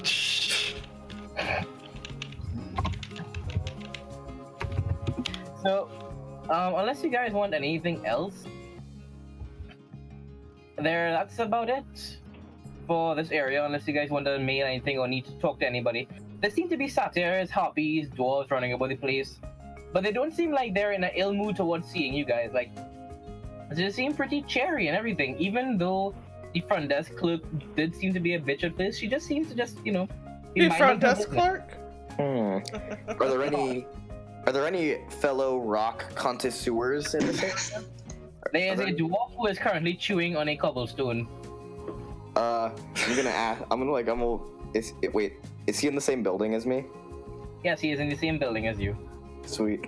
I'm gonna walk up, take out my, not depressed rock, my not depressed coal, and just start, chewing on it with him, and just, wave. I just imagine you're directly nose to nose with him and waving at him at this point. Nose to nose, just numbing on your rock. No, my face is pretty far away. My hand is 2 inches from his face, and I'm just waving. He just looks at you as he's munching on his cobblestone. It's like, sup? Sup? That's a nice cabbage you got there. You look at your rock, the cabbage now. Come to find out it turned into a cabbage. my teeth sink into the cabbage and I instantly vomit. Oh no. You vomit all of the rocks you've eaten in the past day. All over the dwarf. That's a lot of rocks. I see that with disgust and turn away and go to speak with Stonehowl. So, since you're the only one who can really, go to the wizard place, can you please take this fine leather bag and enchant it to be indestructible?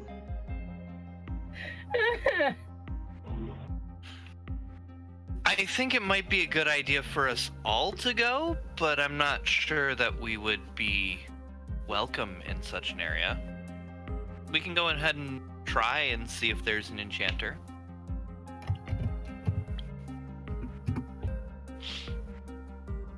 The Hoppy kind of looked at you as you see when they head to the wizards, like, oh, don't worry about going all the way around, darling. Just, you know, head to the left, then to the right, then down the front, then to the left, then to the right, then to the left again, then to the left again, to the right, then straight again, then left. It actually wasn't too hard to follow. A lot of just lefts and rights. She looks at you just like, see, it's not that difficult. Then looks at Donovan in the back like, I told you it's not hard to navigate. He looks at you like, I'm a dwarf. We have straight lines, and then more straight lines. It's not that hard.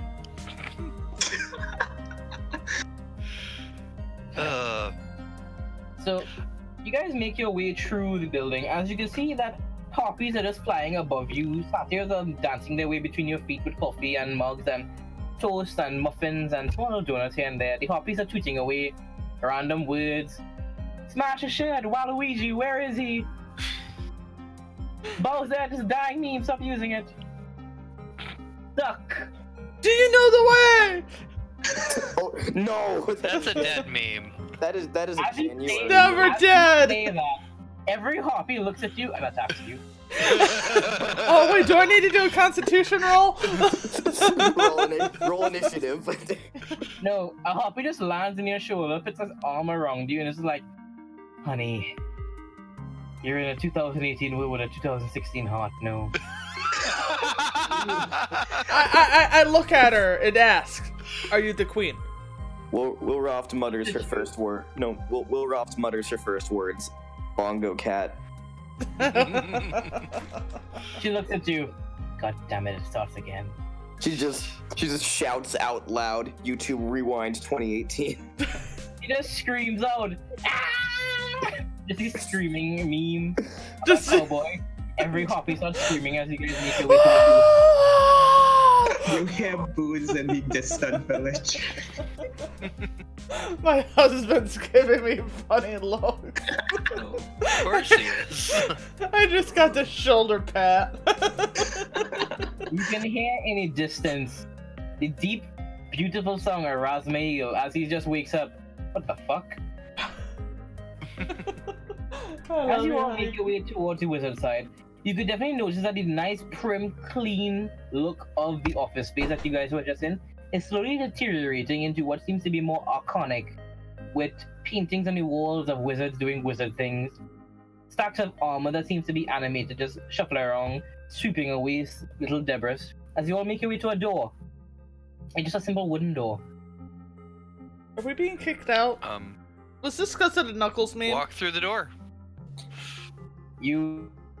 Door. It is a door. It's just like thunk. You Can I, like- thunk the door. Can I just like dramatically kick the door open? You can go for it. Kick that door. Roll me a strength. Oh god. Are we really gonna do that? It's a door! Oh boy, a natural 20. Bye, door! Wow. Okay then. You're paying for this, by the way, just so you... You wind your Yep. kick up. You can feel every single rock from your bowels move its weight into your foot as you launch that, catapulting your kick right into the door. It feels soft, as you could feel suddenly in the back of your mind the mental image of two nuts breaking. Oh. Oh. What? Ooh. You just Oh. hear in a very quick and silent voice, "Ow, motherfucker, what the fuck did you just knock? What the fuck, motherfucker?" What I do? You can't do it anymore. You piece of shit, why did you use the door knocker? What the handle? What the fuck is the door? Oh no. I'm so sorry. A face appears on the door with sharp teeth and a single eye going down the green of one of it.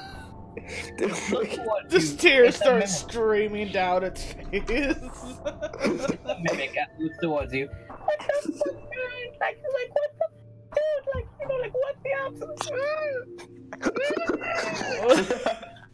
Oh.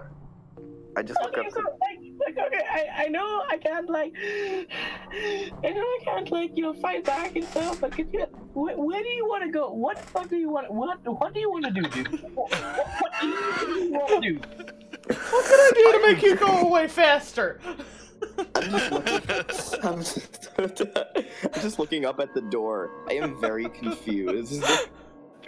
You just see this.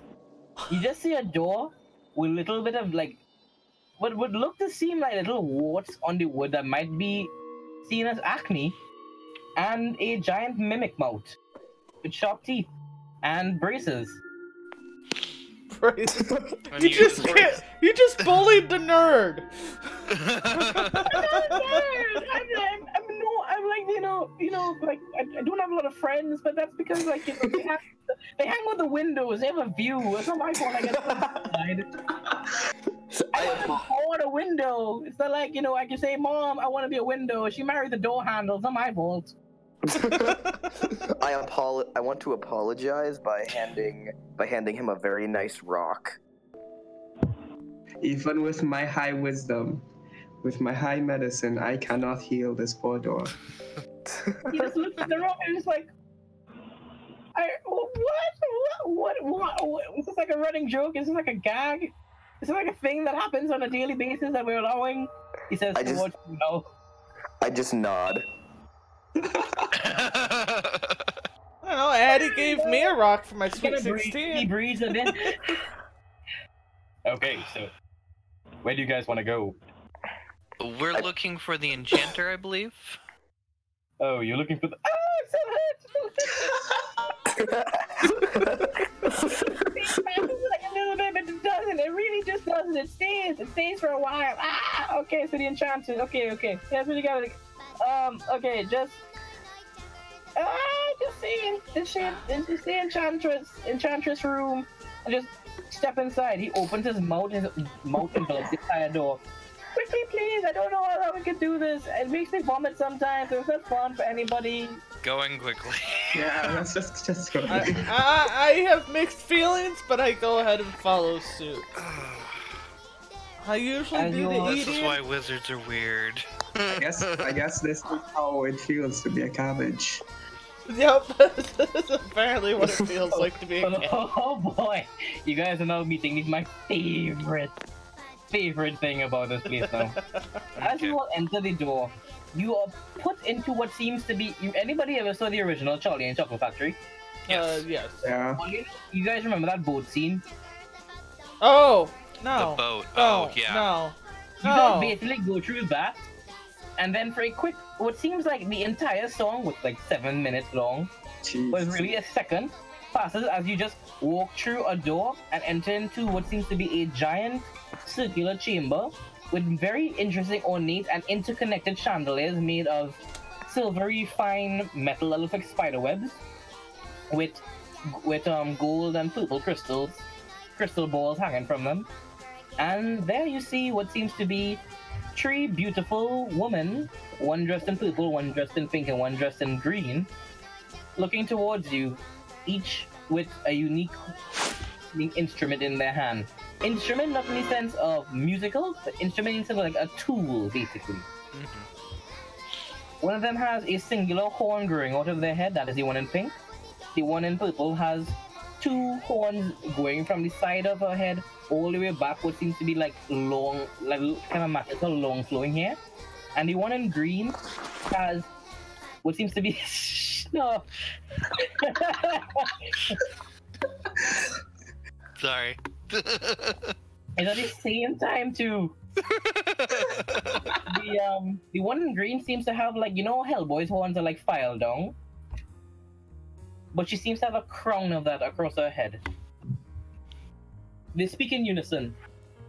Welcome to the enchanting room. How may I help you today? An epic battle, wizards! To our contestants, 1 to enchant an item with a magical property, enchanted to be invulnerable to a magical property, or the one in green says, guys, do we really have to do this every time? They look at, yes, we do! Okay. I perk So up. you guys want to just, like, you know, enchant it with a very unique and interesting property that you have from another item into this, and you can't really make this into a rhyme or part of a thing, but they want me to. I almost instantly perk up holding a very shiny coal, and I yell, I yell, enchant rock. The one with the giant horn in the middle of it comes towards you. And our first contestant wants to enchant a rock with what property, may I ask? I just think for a minute before just rapidly yelling, fire! Oh. I whisper to Ariana, our wizards always this way. First of all, I'm a sorcerer, and second of all, go on.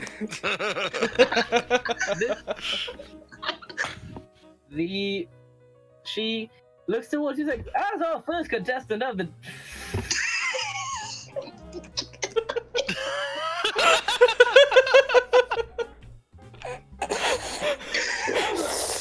Okay, because this is horrible for the actual stream who doesn't actually see any of this. Oriana just posted a picture of Mike the TV from Reboot. For 99. Fuck it all, nothing. You can stand on it. You put it on your head. You can scare the neighbors.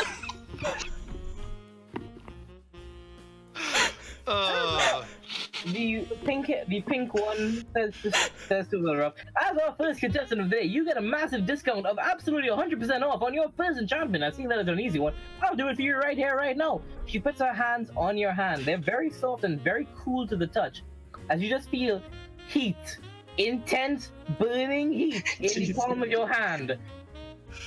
A split second, you just feel the most intense, searing white pain, and then it vanishes without a thought, as you now have a rock with a fire sigil on it. Oh. And our first contestant of the day, of the week, of the day, absolutely get this first thing, a fire rock. This rock will allow you to absorb fire energy and extrude it, but only once a day. I'm just nodding, and I pick up my rock that's now very shiny with the sigil, and I just, like, kiss it. Like, I like my rock. It's burning hot You know, love. it's like the kiss of, okay, you just basically kissed a pepper. Your lips are burnt, you know? Oh, I just put down the rock. I'm very sad. The one in purple now comes up to you all. And now, for contestant number 2, what do you guys want to do with your stuff? Do you want to enchant it, or do you guys want to go back and enchant another thing? The one in green just like, can we just let them talk? Oh my god! I push Snrub to the front. Yeah, can you please enchant this fine leather bag to be indestructible? Indestructibility. Well, as for me, says the one in purple. She just strokes her she just pushes her hair out of her face and then strokes her long horns that go all the way down to the center of her back, and it's like, yes, I understand exactly what you want to do. You want to make it indestructible, undestructible, no destruction at all. In fact, so destructible, indestructibly, you can't touch it. You can't even destroy it. Anything. Elemental damage, nothing. Magic damage, nothing. Physical damage, nothing. Dimensional damage, nada. I can do that for you for the exceptional price of at least... I'm thinking. She's tapping her head. I'm thinking. 50,000 gold. Jesus Christ. Counting on my fingers real quick. I think you're better off getting a bag of holding for your cabbage. Wait. I know this may be a very tough offer for you, but you seem like very wealthy folk that will be able to come and get this offer. Think of it like this. This item will be able to absorb any sort of energy, kinetic energy, physical energy, anything, and absolutely nothing will be done. You can hold it as a shield in front of you and absorb anything. Hell, a dragon? Nothing to this bag. This bag will be indestructible to a dragon, an elder dragon, dimension, Galbog, the world destroyer, everything. This bag will... it'll be indestructible. Except Dragon's breath cannot be blocked by a bag. It would still hit the person that is holding the bag. Well, and that's really where the problem... Won't be destroyed. Yeah, the bag will be fine, and that's all that matters. I'm enjoying the bag. That's what you said, that's what you're getting. So, she puts her hand out to you. So, that 50,000 gold now, please.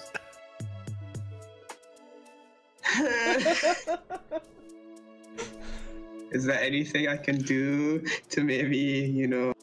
Do you want a lower blowjob? the price? Oh, you want to lower the price? Well, guess what? That means that you have now Does that mean, do you really want to know the price? Really? She looks towards her two friends. The one in pink just like jumping in joy.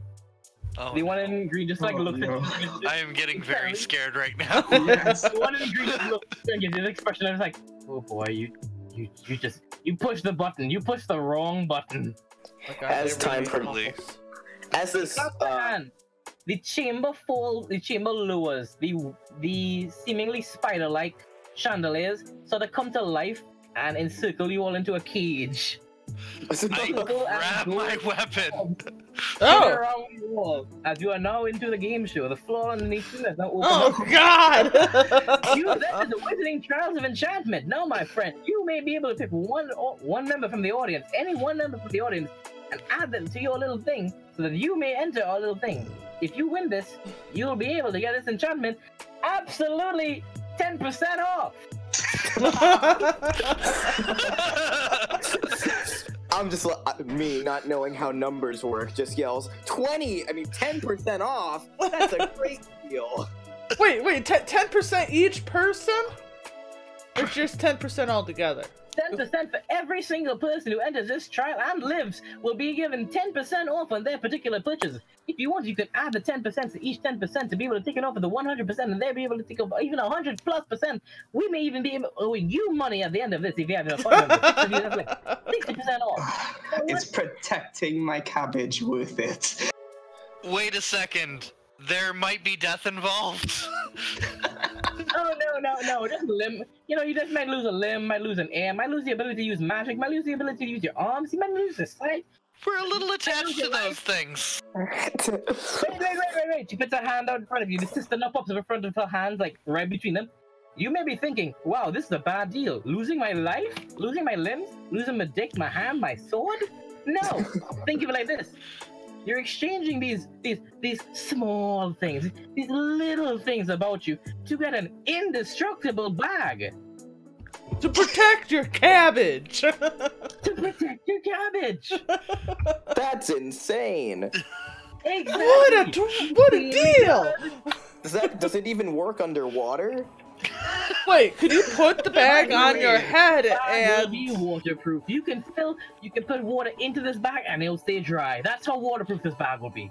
And it even works underwater. Yes, it does. It works underwater, out of water, in water, in fire, out of fire, in iron, out of iron, none diamonds. Yeah, that's a weird thing. Who puts diamonds there, honestly?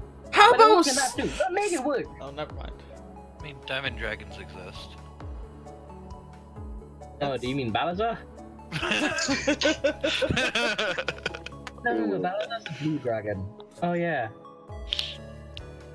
Anyway, so, if you guys want... So, I'm guessing you all have entered into this trial, which means that now you will be partaking in our yearly long adventure to see if you survive, and we'll get this 10% off. What? It takes a year? Yearly long? No! I didn't sign up for a year. It's like, it's a year in here, but it's like 2 minutes in the real world.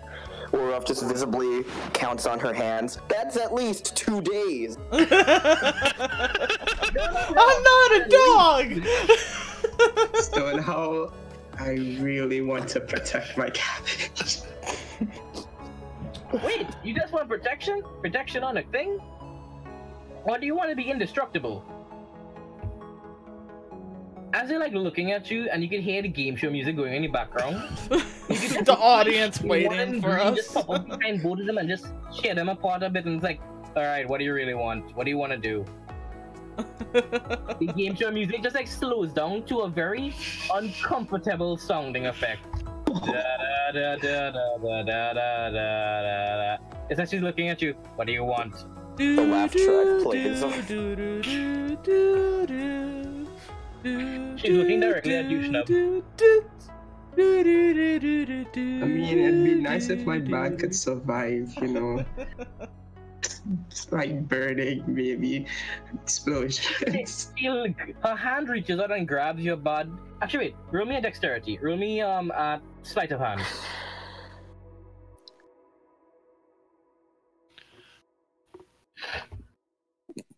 Fuck, where did my dice roll go? I thought our DM was depressed. He seems very happy to me. I got a 15. Yeah, no, you don't beat her. You don't beat her there. Her hand quickly goes in, grabs your bag out. She holds it in her hand. You want me to make sure this thing can't get burnt? You know, like from explosions and stuff. So She basic tosses it protection into of. the air. She tosses it into the air. Her sisters kind of just maybe kind of pizzazzle sound like, ooh, ah, a magic show will begin. Time to show you this is sin. And then just a giant explosion as she snaps her fingers. Zim It zim bada bim. explodes.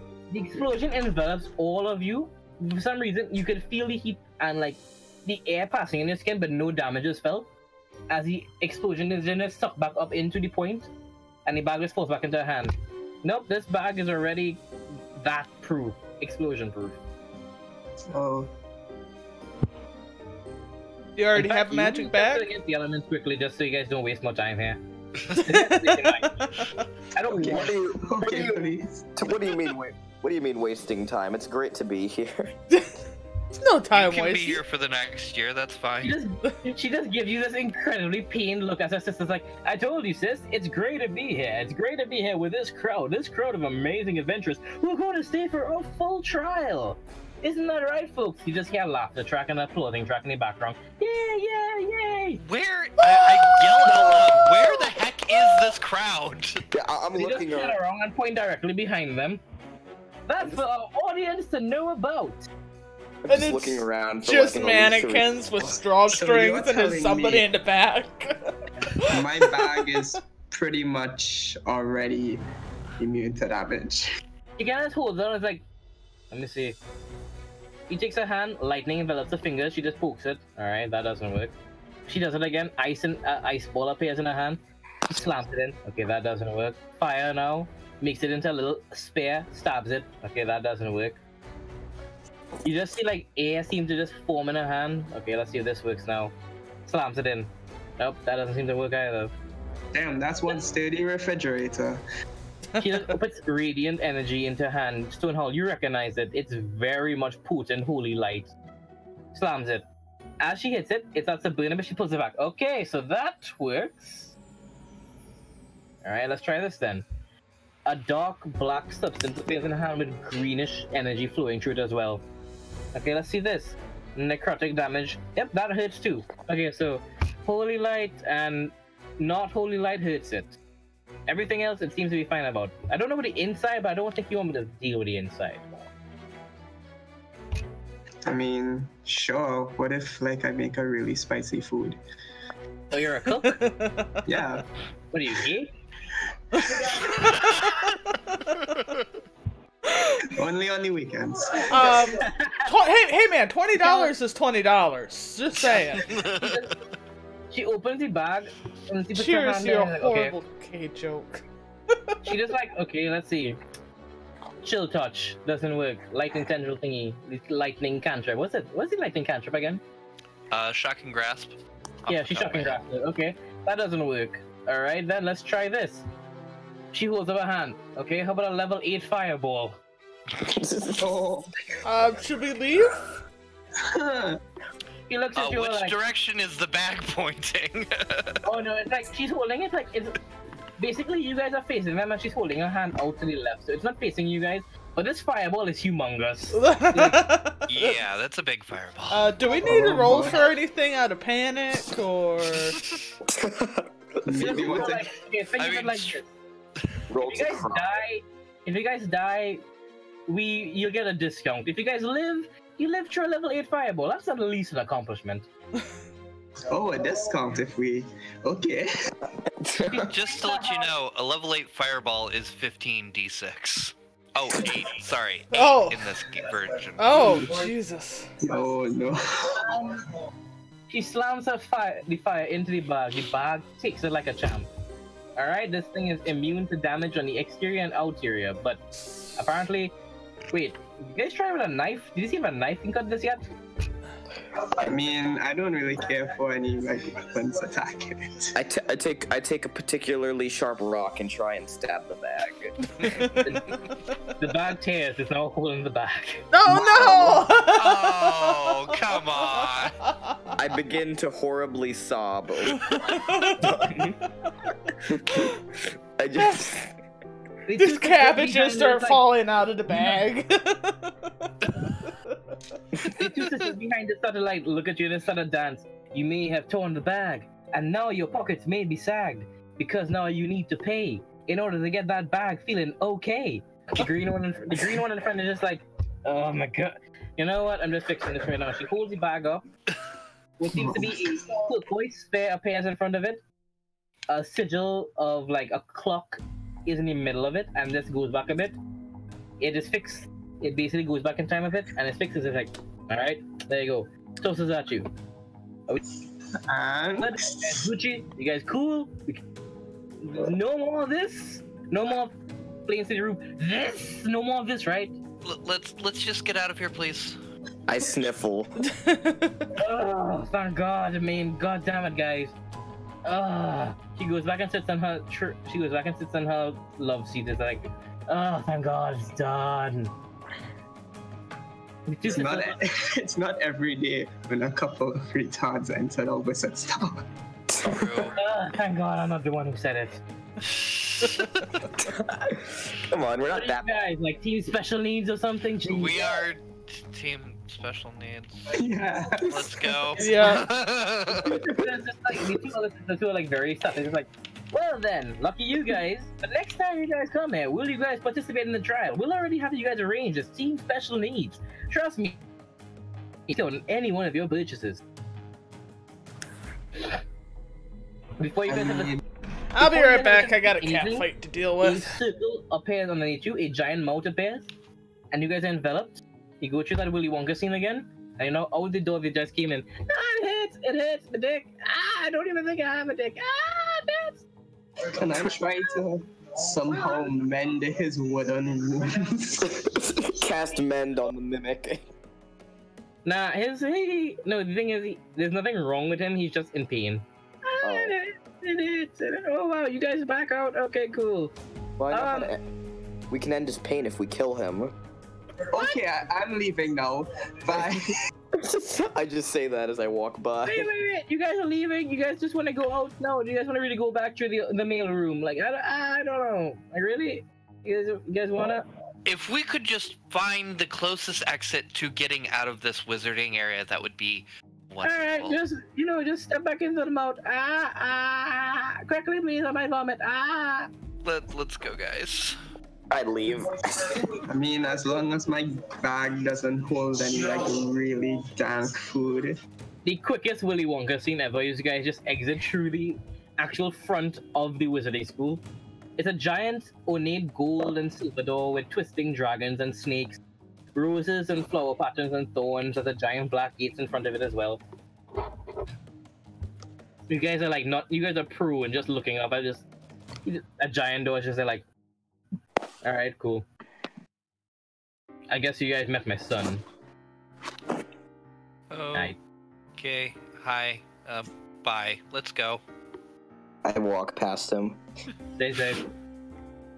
Come back soon. Maybe. You guys make your way out of the wizarding area. Well, that was a lot of heartache to learn that it's weak to holy and necrotic. I'm still wiping away tears. So what's next for Team Special Needs? I mean, you got your hot rock, I guess. I nod. Yeah, at least you got something out of that ordeal.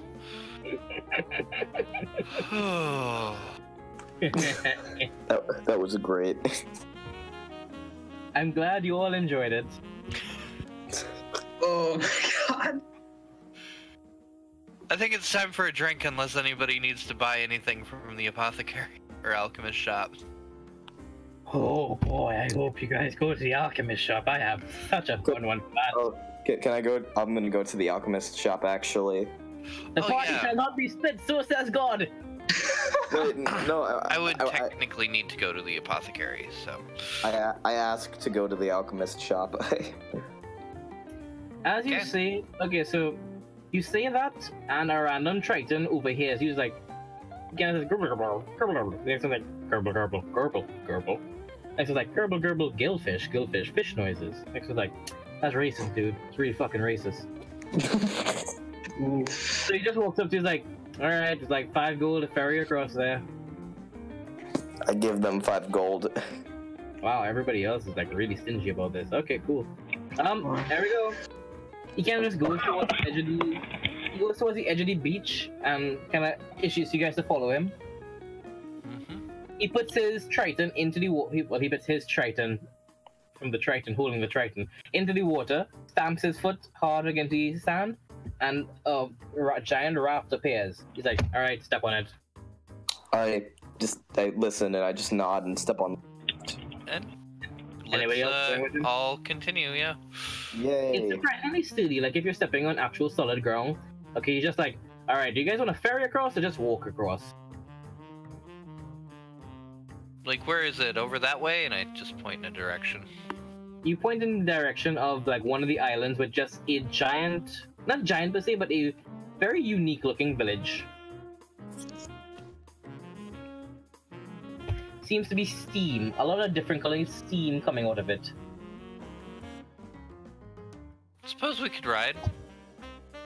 Oh, so you guys don't want to walk across. He just taps his foot again. It's like, alright, well, we're gonna make the sea step way for you guys, but alright again. Hold on, and off you guys go. He gives you guys just a few seconds to brace yourselves, and the raft literally goes noon and just flies straight towards that island at a speed that is unlike any other. It's like a magic carpet, basically, speed. Do we have to roll for this again? No, this time you guys are given time to brace yourselves, and you all have known beforehand what it'll do. Oh, okay. As you all are reaching within about 10 paces of the island, the raft stops. Roll me a dex save, everybody. Oh my god. Come on.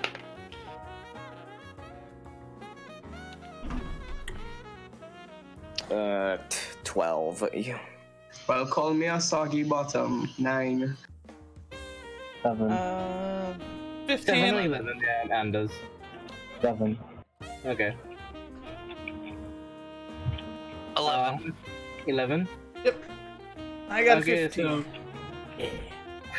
7, Oriana 11? thinks it's like a champ. As it stops, she's like ready because she knows what to do.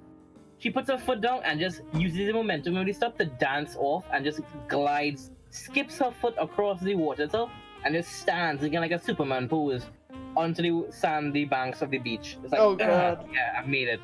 Yeah! Everybody who's rolling level kind of just flies across and just lands in the sand prone. No damage taken, but you guys like land face first in it. Shrub, you and Mentor, whoever, just skip across the water. Ting, ting, ting, ting, ting. Onto the beach. As I land, I just eat a bunch of sand. Because it's kind of like rock. I don't. Is sand like rock? Yeah, It's like sand tiny is rocks. It's like tiny rocks. It's like mashed for rocks. Yeah. I managed to catch a mouthful of rock on my way down. It's like a handy situation. Shut up. What was that? Somebody's I do not appreciate you. Hey, chew! You got a mouthful. I just want everybody to know beforehand, be prepared to make a lot of constitution saves just now. Oh, that should be fun. Hi. Thank God I have. Already ready. As you all enter, you guys have made your ways there. Surprisingly, there's a very well set out path you guys have followed to enter into this village looking place. As you guys follow this, what seems to be a cobblestone path lit by just normal torches, even though it's the middle of the bloody day right now, it's still lit. Somebody You was guys enter in a lazy. bit, and as you guys make your way up to the side, because there's a bit of raised land basically, you see a red building with gold trimmings and turquoise windows. From each one of its chimneys, there are like 17 chimneys, are different colors spewing out. And the smoke seems to be making different shapes. One seems like normal smoke, one seems to be swirling, one seems to be coming out like if it's a square, like squares. Next one seems to be coming out like a snake. And the next one seems to be coming out like a gay man in 2017. God damn it. Good Come one. on. Come on, man. That was. Jeez. As you guys make your way towards it, you guys can definitely tell the entrance because there's a sign saying, "This is the entrance, dudes." Dudes with 2 U's. And then there's a welcome. There is a welcome mat in front of it. Just a very out of place welcome mat in front of the door. Can I check under the welcome mat for a key? Check under the welcome mat. There is a key there. Oh wow! I take the key and I try and unlock the door. You put it into the door opens for itself. It was already open. No, Like, oh man, it was the perfect opportunity to lock the door. If it was already open, if it was already unlocked, then I'm gonna try and kick the door open again. Okay. He You shuts need to stop kicking doors. more doors. Roll me that strength. Look, there's a Roll me lot. that athletics. Look, there's a lot of things I need to do. I need to stop doing. Okay, but this is fine. This is not one of them. No. The licking rocks is the fine. Yeah. This, no. Property Shut up. damage and I kicking need to mimics in start the patting his balls. feet with cabbages. Roll me that. Shut up! Shut up! I rolled a Roll me that number. Or shut up! I rolled a 16. You kick the door. It opens very quickly. It slams back in your face. I'm very sad. I start to cry. No, I just walk in. I just walk kind of go past. next to him, point and laugh at him, and the silent laugh though. You just take 1 point of bludgeoning damage as the dragon is just hissing at you. I turned into a snake. Okay. Give me a second now, please, because this is a unique accent I need to do. Oh, Okay. Oh no, this is gonna be great. As you guys make your way towards the entrance of it, you see a very pale white person, a human, wearing a do-rag, and has blonde dreadlocks, but they look very shitty like dreadlocks. The faint sound of what seems to be like a reggae instrument is in the background. Hey, what's up, bro? I hear you come to my alchemist shop to get lit, fam. What is up? Says the white man, looking towards you all. I go up. Yo, my brother, what's up? Hey, you there, fam, lit fam, bro. You have to get the hand what gestures is the in, man. Oh, fun. Yo. What is up, squad fam? Can I What get... is the hizzle hazzle uppy zizzle? My bro snizzle. Hey, my broski, can I get a potion? Yeah, bro, ham 50 gold piece.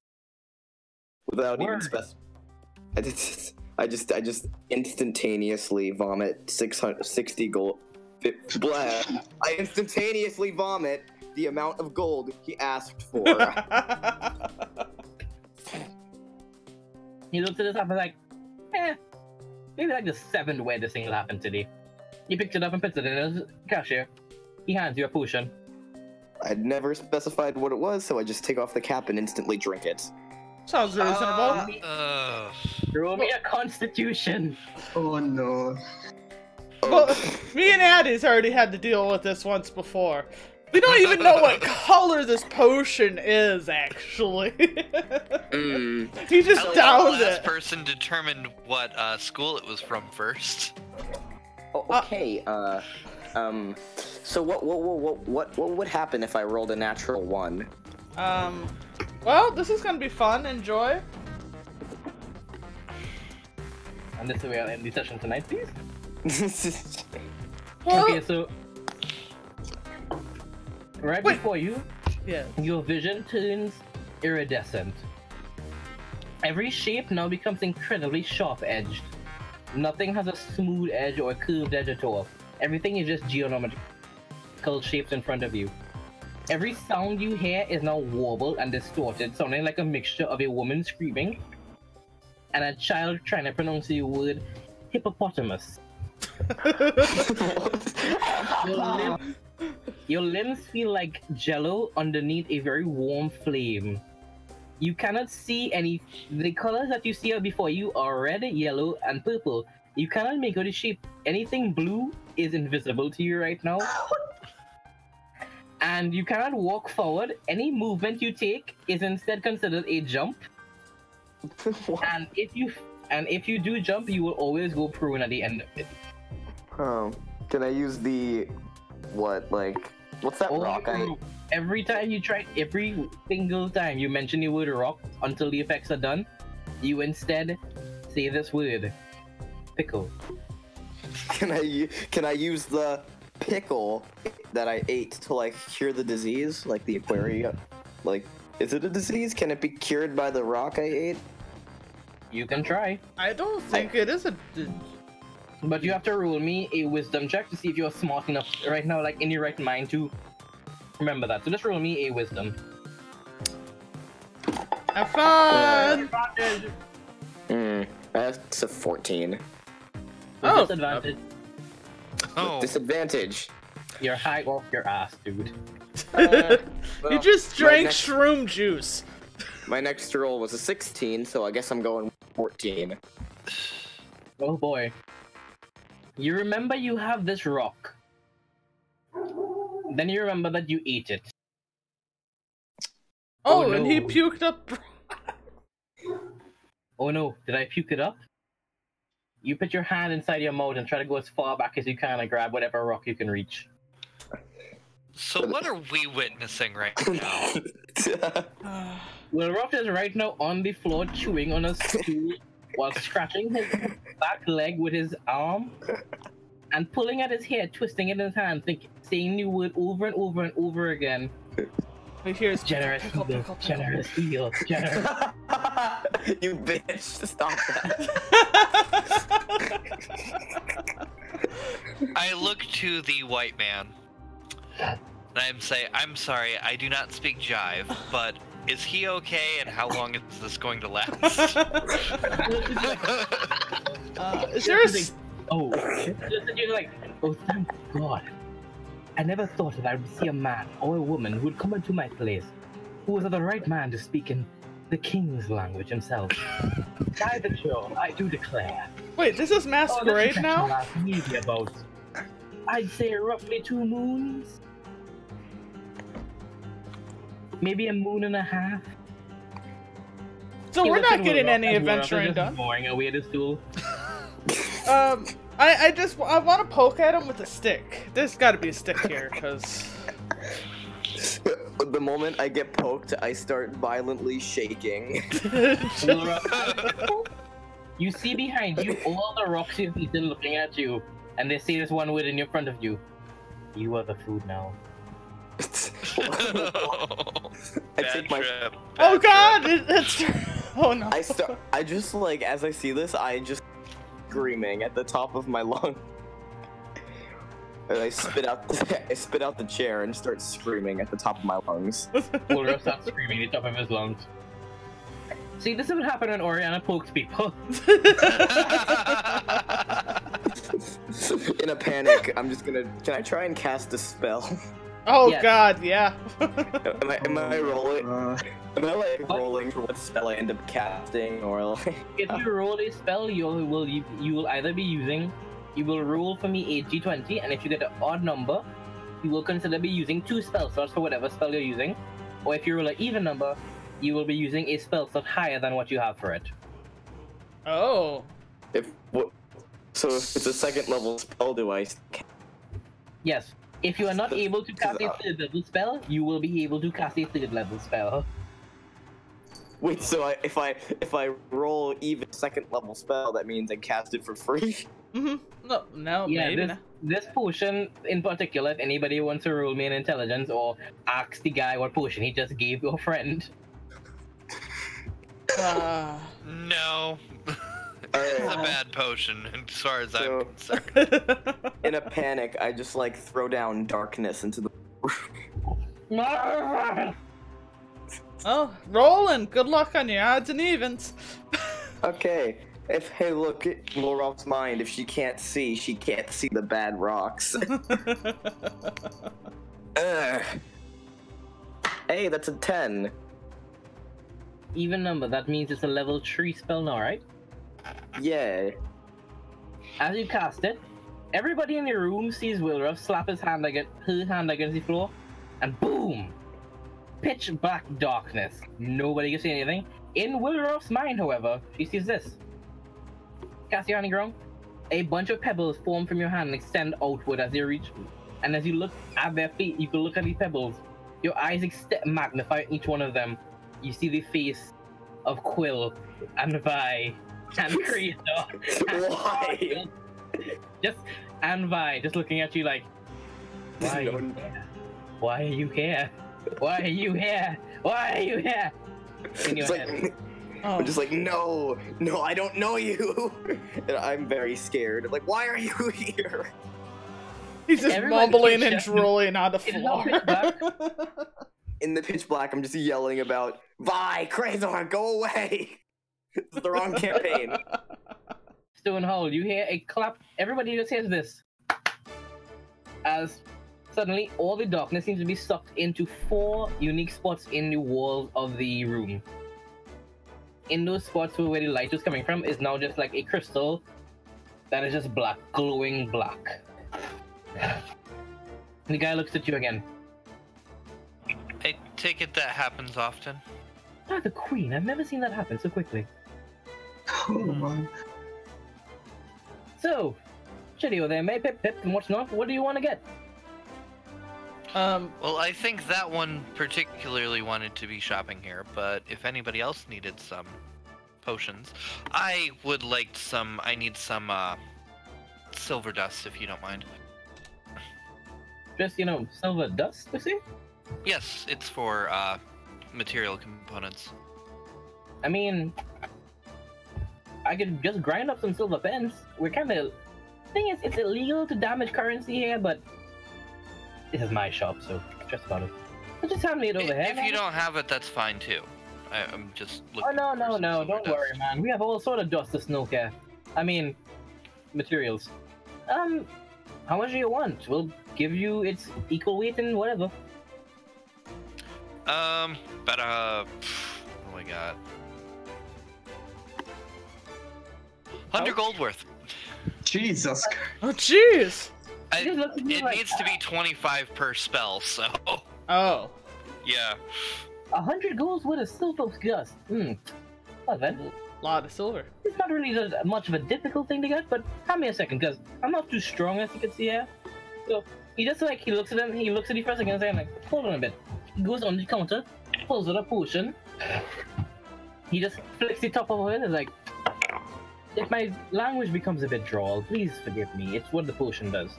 He drinks it. As he finishes it, he slams on the table, the glass breaks, his muscles bulge a little bit. As you can see, purple veins appear in his hands. And then he just looks at you. I can't do a Cockney accent, but I'm going to try my best. Alright, little love, what do you want there now? Silver there? Alright. Silver dust, yes. I heard. Puts his hand, goes behind the counter. Actually, no, he just goes into a room, comes back out. There's a giant sack on his shoulder now, and he spits on the table. 100 girls, what? That's about roughly 100 pounds worth of silver dust. Are you sure you can carry all of that? 100 pounds isn't too bad. Wait, sorry. 100 pounds, shit. Wait, 100 gold, you said? 100 gold worth.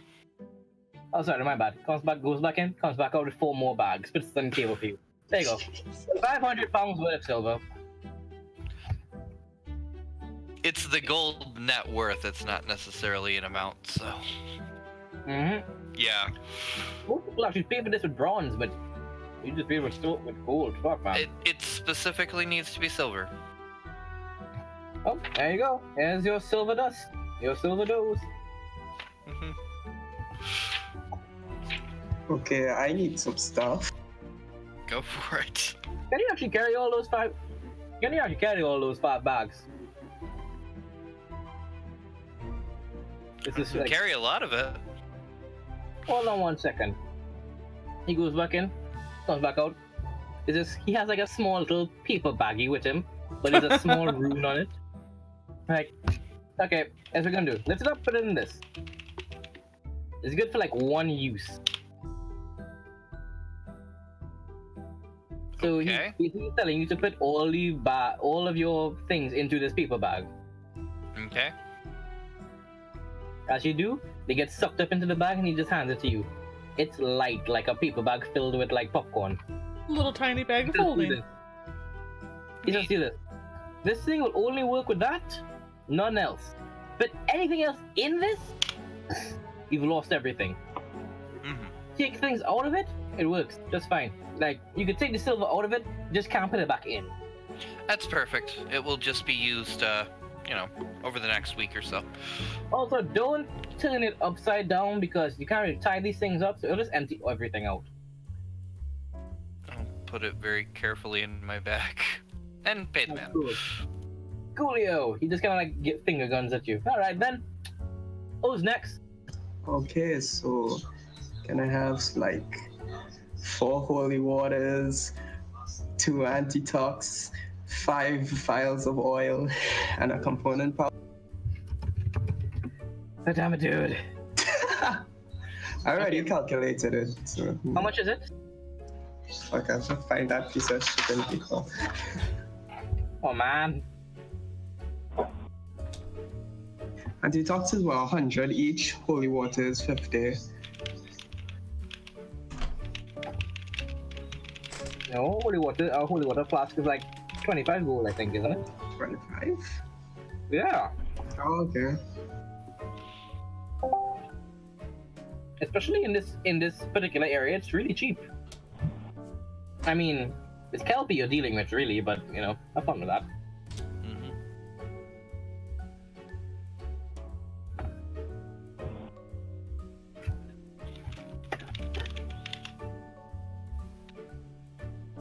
Shit, how much is for oil?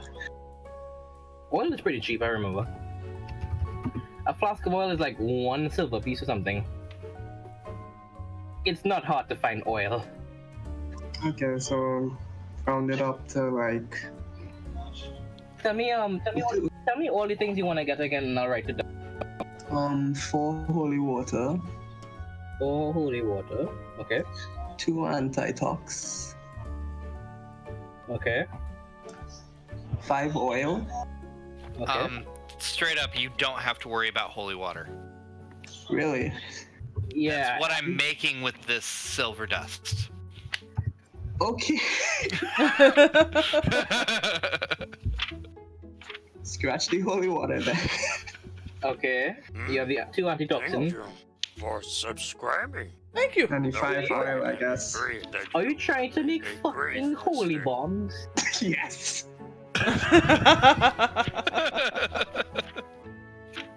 Okay, I'm gonna say this now. The guy behind the counter looks towards you, and as you order them, like, what are you making? Holy bombs? Like, to him or to me or to all of us? This schnub. He just says this schnub. You're making holy bombs? What the fuck, man? Oh, thanks, I Gridlock. give him a wink. What did they link it back to here? What did they come to my spot and he just starts chuckling? Like they can do shit about this. He pulls out a card. It's green. I have my weed card. Here, have a pager. Thank you. He looks at you like, all right then, but don't you have like? But you don't have an explosive. You don't have like explosive thing for it, do you? Do you have like a tinder branch or something? Or tinder branch? Use? That's I'm getting there. I need Okay. 10 strips of cloth, please. Okay. Anything else? That should be it. He kind of looks at you like, okay, if you are making holy bombs, then let me give you this. He gives you 5 things called ether roots. ETHEROOT. Everything comes up to about 120 gold pieces. Cool. He's kind of just like giving you guys a little cheaper price because he's kind of feeling sad and laughing at Wilroth on the ground. Speaking of Wilroth on the ground, I am currently foaming at the mouth and flopping horribly. I'm just Yeah. He's How just much like, ether root? under my breath. I'm mumbling the words. I'll explain to you what it does a bit later in the night, okay, dude? Under my breath, I mumble the word Crate Zor. 5 zombies. Real quick, can I make a medicine check on Wilroth to make sure he's not dying? She's not Yeah, dying. feel free to. Feel free to. 18. Wilroth will take 1d10 psychic damage for every hour until the effects of this have passed. It is considered a disease, and he will be able, any physical damage he takes that is not magical will be considered null if he gets hit by it right now. That's what you could tell from this, what's going on right now with our medicine check, and a bit of advice from the guy who gave him the potion. So it is considered a disease, right? Yep, it's considered a disease. He looks like it's considered more like, you know, a state of mind, but disease is what they would say in the books. I'm gonna leave him for another 10 minutes before I use lay on hands on him. Or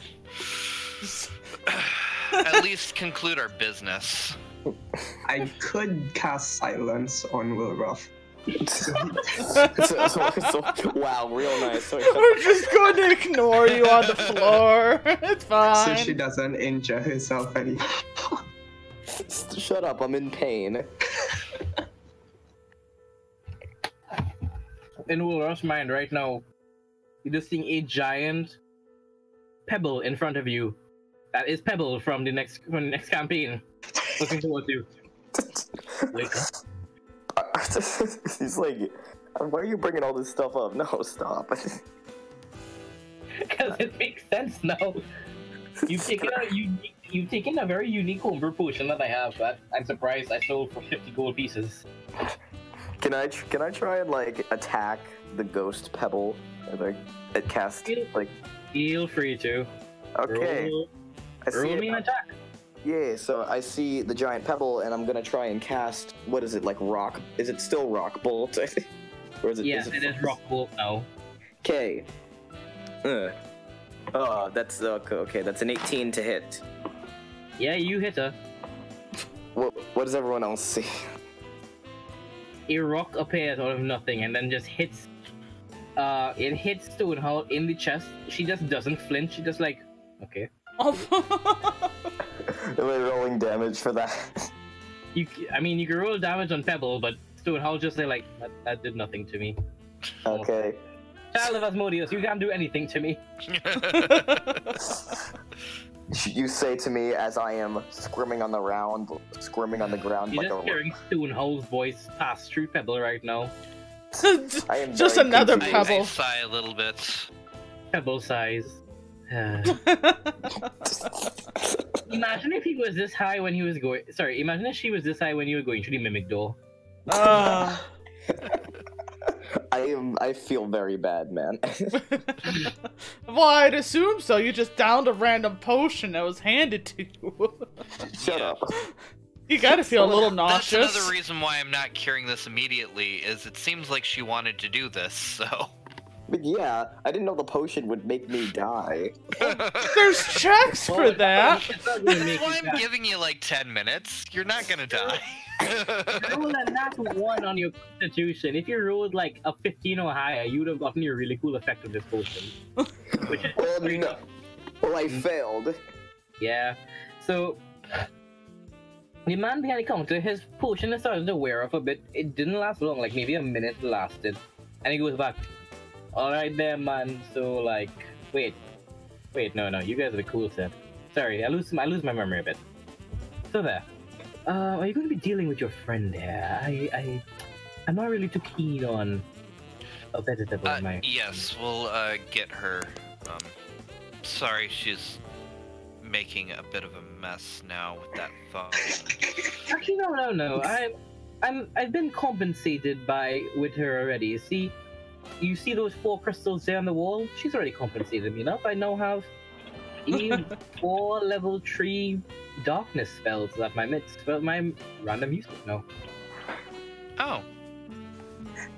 It's not like we can buy, you know, a potion of cure disease at the apothecary. Nope, not at all. No. We just... Oh, you guys are going to the apothecary next? Well, that's wonderful. You can meet my sister. Oh no. Please don't tell her I was smoking a weed. Please don't. A weed. A weed. She'll get in my case. She'll be like, you shouldn't be doing the drug. And I'll be like, don't tell me what to do, you know, mama. And then she'll be like, I am. And then she'll slap me.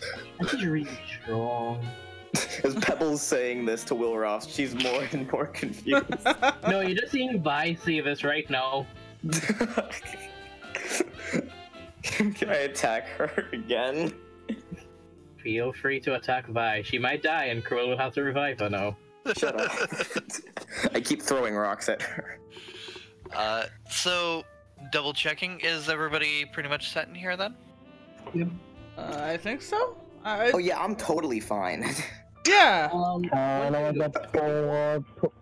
Oh yeah, go ahead. So never mind. No, tell me. Please do. No, do your thing. Can I just get 4 potions of healing before we go? Is that here? Yeah, sure. That's just 100 gold pieces and you'll get all of them. Isn't it just 4 potions? Yeah, about 100 gold for 4 potions there. Okay, just that please. Alright, well, you have it now. As you, before you guys leave, he kind of hollers out to you. Wait, you there! Dragon lady! You What? there, come and What? Oh, go. Okay. Are you one of those who punch fire, or are you those who breathe fire? I kind of do both. Alright, do me a favor then. Breathe fire into this. He pulls out a little jar. A very big jar, but he says, is a jar enough? Breathe into this, please. Like, fire breathe into this. He's aiming toward the moat. So I guess I'll use Cone of Fire? Well, Alright, wait, can I... Can we get out of the cone before you do that? I'm trying to figure out if I technically have a less lethal form of fire breath that I can roll. Technically no, but since it's a cone, if it's caught, it doesn't actually go out. Like okay. if there were a hallway that were only 5 feet across, it's not like the fire goes through the walls and hits the other side of it. True. Okay. We'll do Yeah, so that. it's kind of like, don't worry about it. Trust me. This place is pretty much defensive against getting lit. Oh, it's already lit. It's too cool to get lit. Can you just like blaze this potion bottle thingy for me, please? Yeah. Will 420 blaze it? Alright, roll me that damage. Well, question is I don't know if I hit the bottle because I rolled a 6. No, you don't need to roll that. You will hit the bottle. Okay. I'm just holding Bottle it. AC is pretty low. And this is an AoE, so technically the bottle would have to dodge, and it doesn't. So. I wasn't sure if I'd end up sneezing. Alright, so... I got a 13, which is... What am I? Oh wait, no, it's a D6. My bad. Yeah, this one's different. I rolled a 5 and a 3. So 8 points of fire damage. Yes. Alright. Your fire spirals into the potion bottle, and then it's just... As you finish your breath, he pulls it away and quickly corks it. And then he just quickly hurries around, pulls out what seems to be a cylindrical glass piece. Mm-hmm. And then he pulls out what seems to be some tubes together. Does it also have Put some oil in, stabs the glass cylindrical piece into a little opening, turns towards you guys like, alright, you guys can go now. No Sweet, good. rapid fire bomb. I reached down to Will Roft, used lay on hands to cure disease, taking 5 points out of that. He is cured. Oh, she is cured. They're cured. Is she like conscious right now, or? She is very much conscious, but she can see the future. She sees forever. You okay?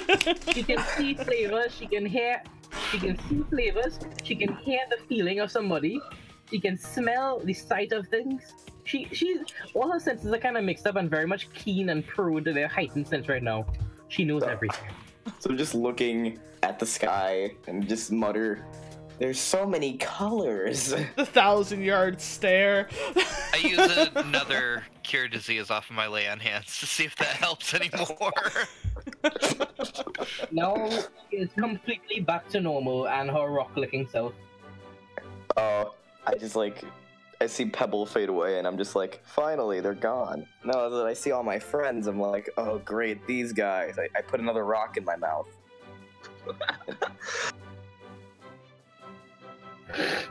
I'm pretty. Yeah, just be glad you still have all of your gold. Maybe grab another one of those for later. Not Oh, yeah. now. Maybe take a sip this time. I asked to buy another one. Alright, do you want me to tell you what this thing does this time? No, just give me one now. Oh God! Whatever that was great. I want it again. Oh, alright then, but since this time it isn't a sample for my first customer in like 4 months now, you gotta pay the full price, dude. I just like nodding. What's the price? 200 gold.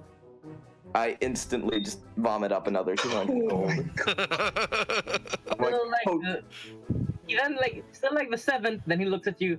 Eighth the weirdest thing I've seen today. I take The potion again. It is a potion in a very unique looking jar that seems to be both clear and transparent, but still opaque and like a black glass. The stopper seems to be a silver coin with a red string attached to it, and what seems to be inside is like a silverish liquid, but it's shined at the right angle. It seems to be clear that casts a rainbow. I take it, I put it in my bag, and before I leave I ask, does he have any rock potions? It looks like I want rock potions. I have Rock his world. I have crystal something, if you're into that, I guess. It's kind of dangerous though. That's a rock, Chris. It's rock-like enough for me, so I just nod my head. He's Their like- definition. Yeah. Alright, he just like kind of looks left and right a bit, and then looks at Stu and Hall. Is like, "You're okay with me giving him this, right? Giving her this, right?" She's grown up enough to do so. All right. Watching her. Yeah, he looks. He's like, "Okay, 100 silver pence, and I'll give you the crystal meth." Wait, what's the cost? 100 silver pieces, 1 gold. I just toss him a gold piece. All right, he gives you what seems to in a piece of paper. You see a kind of bluish thing handed to you. I ask you, like, do I just eat it? What? No, please. I ask what it does. It's basically what you just went through, but without the side effects. I nod and I put it in. Good side effects. Right, I put it in my bag. It's great to know we have a drug addict on our team now. Yup, it's official. I'm not a drug addict. I just enjoy the high. Shut up. It's not a problem. Not an addict. I can quit whenever I want to. I need more. Ah! I just don't want to. All right, I take my produce and I leave.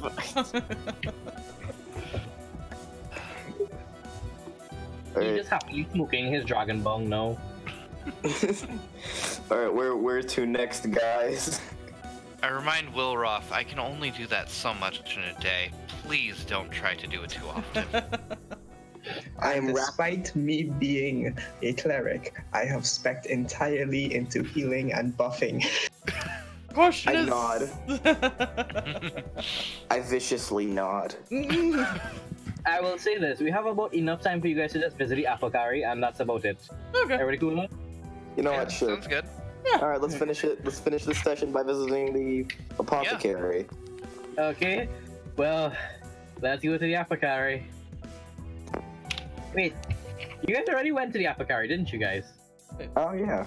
Wait, did we?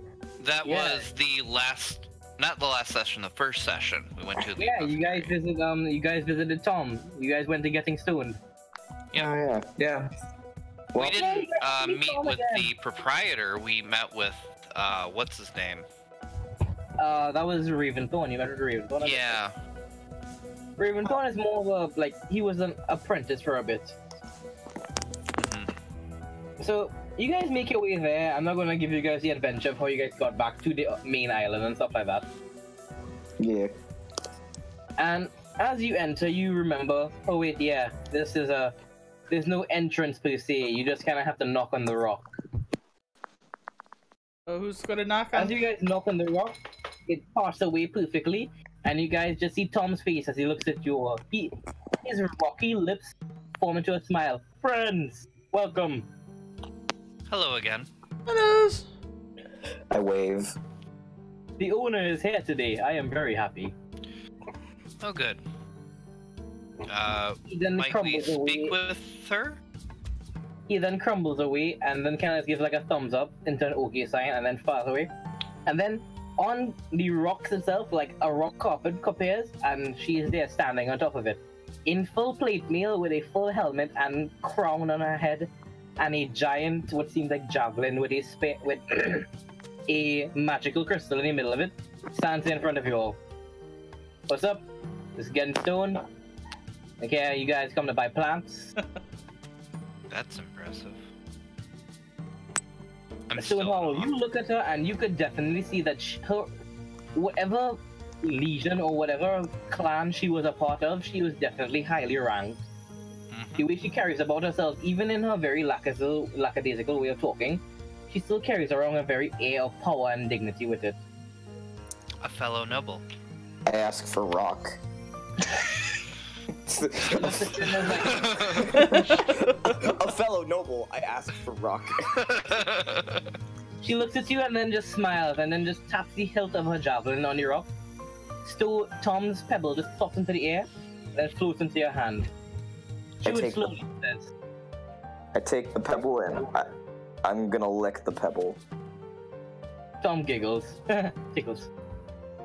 I put the pebble in my mouth. Whoa, wait, can we wait for the first date?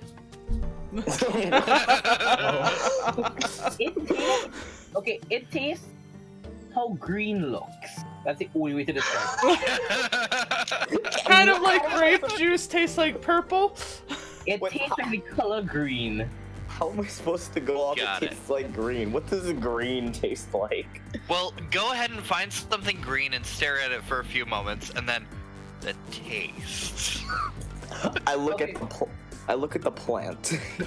I'm just like, She looks at you all and then looks towards Oriana quickly and then just kind of she kind of just taken aback a second and then in very quick and hasty ways bows. Like she goes up down on one knee and bows to Oriana. Yeah.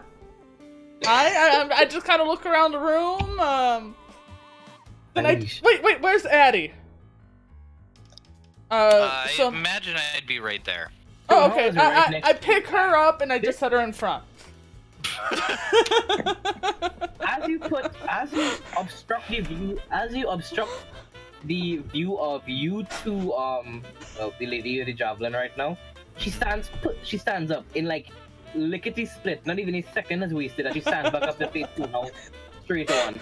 She's a little bit shorter than Stonehouse, but her stare at her makes her seem a little bit bigger than how she actually is. Okay then. Hold. This is nothing. Yeah. She then looks at you and says, well, she kneels this time again. It's like, I apologize for the people of this land. They do not know about. She then looks at you and it's like, wait, you do not bear the seal. Was I supposed to carry a seal? Oh, it tastes like green apple. Yeah, I guess it would taste like green apple. So Is that you what- are a dragon rider? Question mark. She looks at you and is like, oh, how astute. You are correct. I am. I am of the Crimson Wyverns of the North. Oh, they are far north. Incredibly. We ride the Crimson Dragons to keep us warm in the winter, which is all year round. Yeah. I am from far to the west. Sorry. Are you okay? The Crimson Dragon. I don't think System understands what he's. Never mind. Red Dragon. Yes, Crimson Dragon. You know, ladies' Unless you're suffrage. saying something else that is definitely nothing else. Wait, System wants to know. System is interested now. Wait, what? Is this a God. female thing? Yes, is that what you're talking about? It's a female thing. Okay, you know, okay, once we a month. can skip over that. We can Okay. skip over that. Oh, it's that time of the month. Okay. Crimson. Alright. Notice I said Crimson Wyverns of the North, not Crimson Dragons of the North. Good to know. Alright, so she just looks at you all as like, yes, actually I am. Oh, you are from... She looks at you up and down. Yes, sorry, I am Stonehowl of Griffinwall. We are actually far to the west from here. Then, as she has Griffinwall, she just takes... She doesn't like kneel, but she does a very quick bow. Like her body goes full 90 degrees as she bows to you, and then stands back up. I Much return the bow. Much respect to you and your kind. You have aided us greatly in our many ventures. Mhm. Although it has been a while since we've had reason to go to war with each other, I would say. Our peoples are very far apart, so. Yeah, it's a fucking long journey, I want to be real with you. But anyways, I believe we were here to peruse your wares.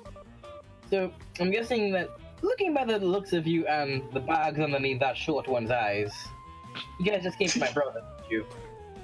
Yes, your brother give me nice stuff. He also do weed. She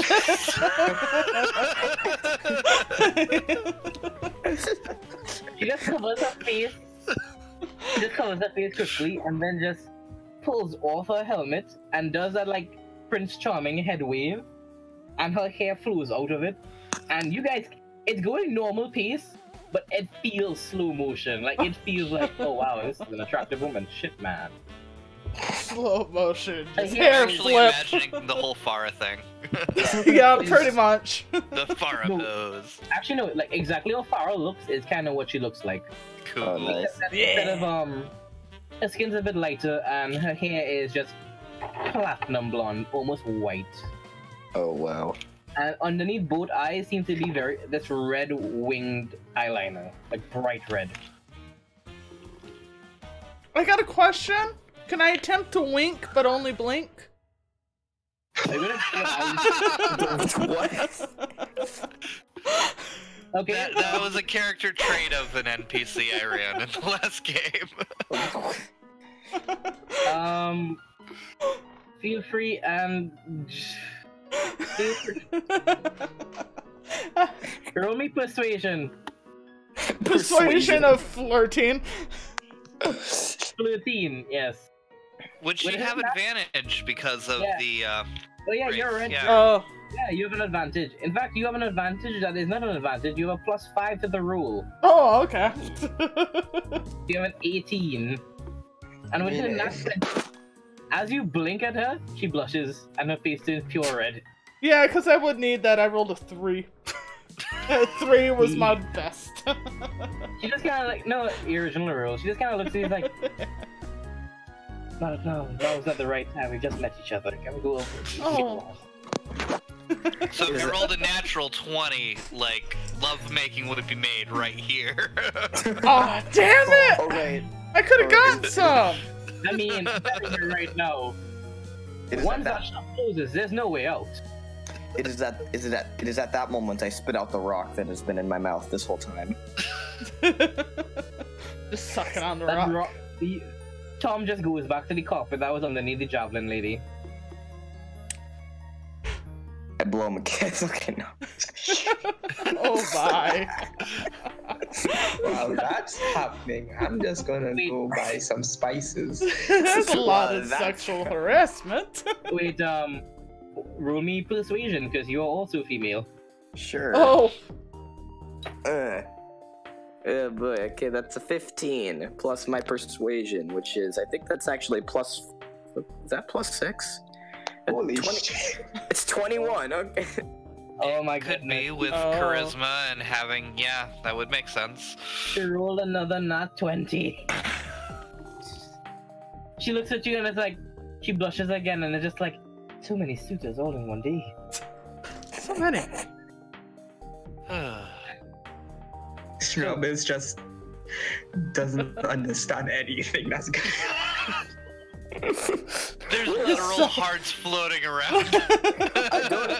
Look, Loroft doesn't understand it either. She just saw people blush, and she just saw Oria do a thing, and she's like, "Oh, I'm gonna do that, but better."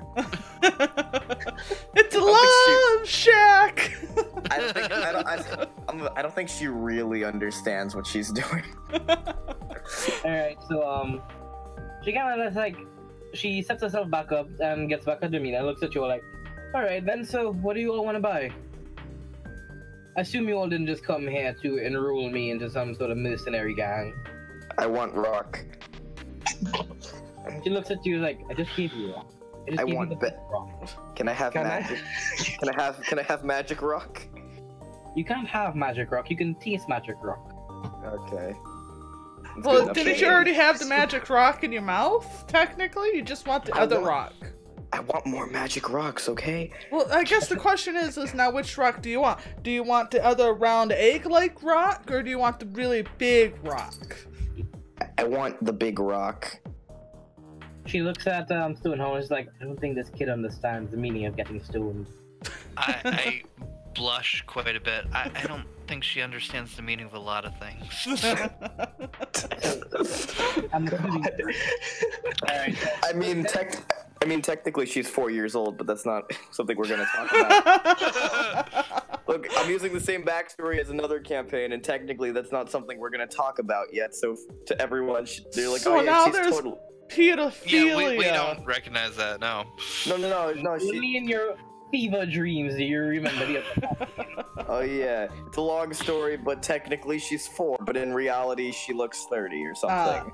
Will So, Roth is She sorceress? Devlin turns to Schnub is like, okay, so what do you want to buy? Any like local spices or herbs that might make food taste good, I guess. Cooking Like, spices? alright, for how much rations do you want for? A month? A year? A day? I mean, I'm testing it out, so probably a month. Alright, give me 1 gold piece and I'll make something up for you. But yeah, the person Oh, has yes, been a eating special rocks like spice the blend. entire campaign. Yeah, it's called mother-in-law. It has been very interesting. There's That's a been an local assortment of things taking place with rocks and cabbage. Alright, so actually, you give her the 1 gold Cabbage. piece and she just gives you a Cabbage has tray, been what seems to be interesting. like a little satchel full of different unique spices, but they will specifically aid in the making of spicy, sweet, and savory dishes, nothing else. That sounds handy. She then looks at everybody else. Alright then, my liege, my warrior companion, my... you? You? Looking at Wilroth, and then looks at Anders, and you, and then looks at Schnub, and you. Anything else you all wish to get? Never. No. No, I think I'm technically good. I actually have everything that I need. We were Why just did you making come sure that here? we had everything. I mean, We just kind of all tagged along. Yeah, I came here because I thought I could get something. Yeah, I thought Stoneholm wanted to get something here. I mean, I could. No, I already got the silver dust at the last place, so. I'm just looking for powerful rocks. So. I mean, do you have any books on like the local I don't know if flora she's a near here or the drug forest dealer? yonder? But Kinda drug looks user? at We have you a for a quick 4-year-old second, drug and user. then just kind of looks and points to like an It's entire interesting. library that extends to the ceiling, and there's like, oh no, I'm at the apothecary, that place where it sells herbs and books about herbs. Oh no. Okay, fine, I'll buy one. 5 gold. Okay, 5 gold piece for one. You can get a volume for 10, and you can get 2 volumes for the cheap price of 13. I'll get you 2 volumes. Alright, you now have extensive knowledge about. I'll send you the locations that you have extensive knowledge about the flora and fauna, and we'll get advantage on survival rules if you read these books. Can I buy an encyclopedia on rocks? She looks at you like, I sell herbs, and then you hear Tom, I have rock things, I have rock book. Yay, rock book! I would like to buy rock book. So you guys gonna start I like will trading rock- journals too now? 5 gold for rock book. Javelin just looks down and is like, a what? Whatever. I throw 5 gold pieces down. Give me rock book. Javelin catches it like 1 second her hand is at her side, next second it catches it, next second it's back at her side. Tom goes in, calls back out, he hands you a very distraught looking, like it looks like paper that's just been stitched together to make like what seems to be a book. As you open it, it looks like it's just like a rock if you put ink on it and just slapped it on a page. Rock book.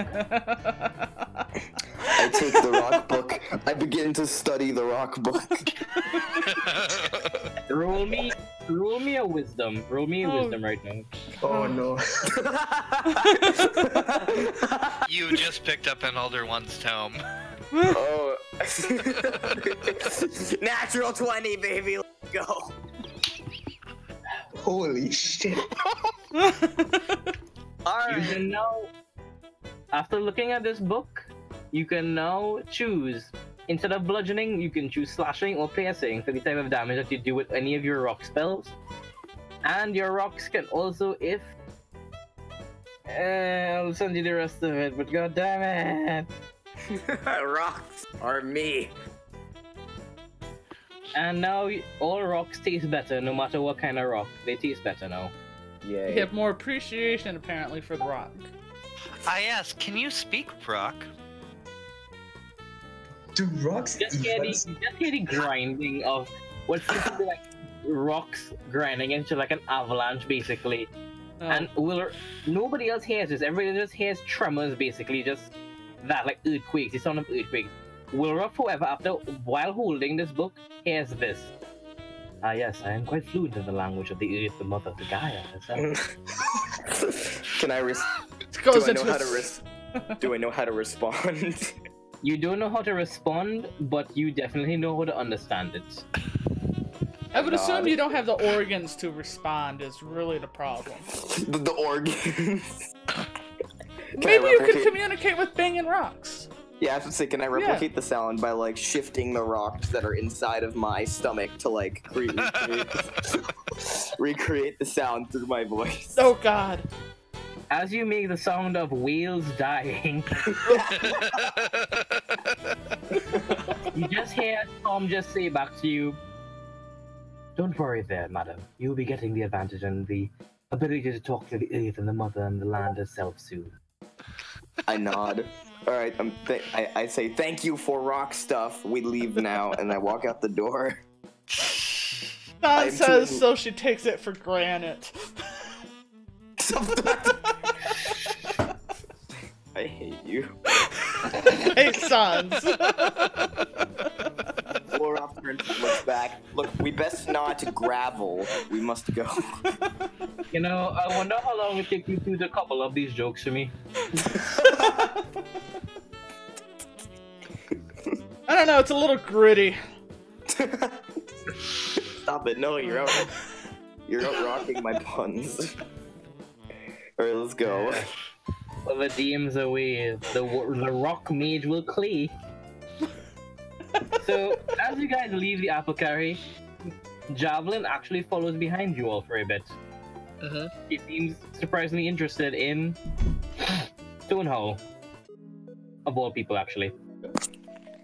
I believe we are going to conclude the night at the bar. Do you wish to join us?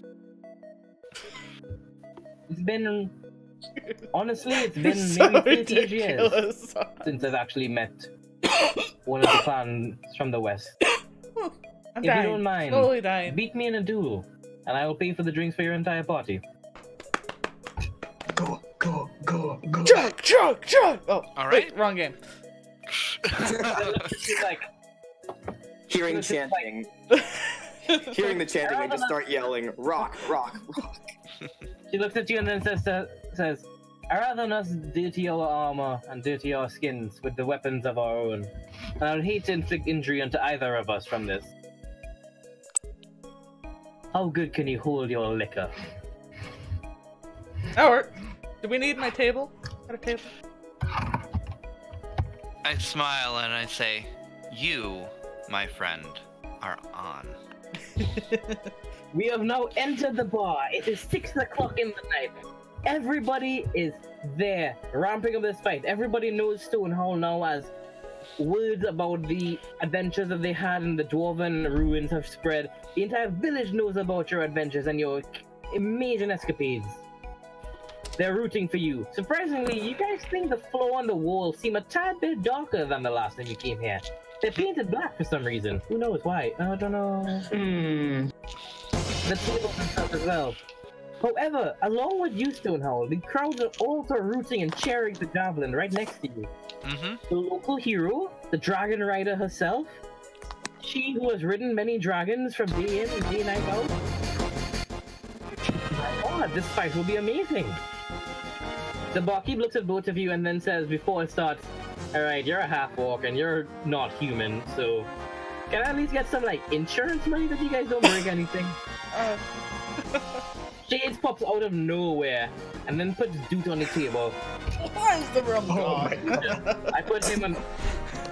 We'll put it on his tab. The barkeep looks at him and is like, fine, whatever.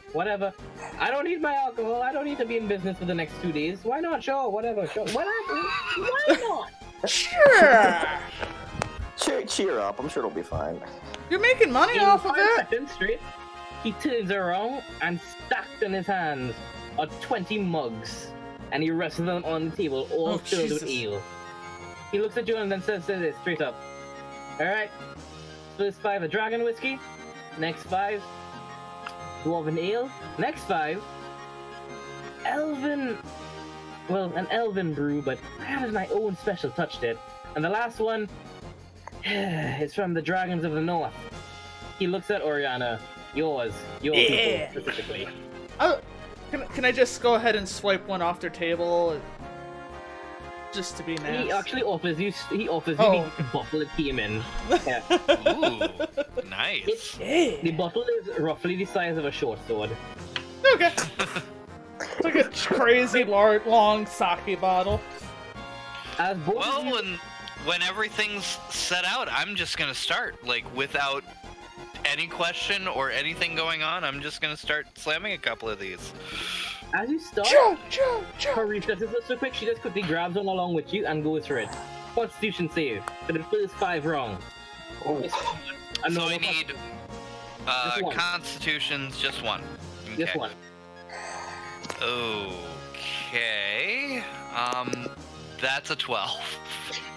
She beats you with That's a bad roll. She beats you out with a 23. You take it, but you realize that you haven't really eaten anything else for the day. Just take it straight. And you. It has been a very long day, yes. Oh yeah, we didn't. Your hotness has caught up with you now. As you take it, it burns as it goes down. Your eyes start welling up with water. You almost feel the cough, but you hold it down. You're not gonna lose. Not All at right, all. Andy. Bye. Boys! Bye-bye. You know what, with that? You're not gonna lose. You're not gonna cry. Not at all. After 5 rounds, but you look to your Although, left. if there's anything to munch on, I'm gonna grab a handful of that real quick.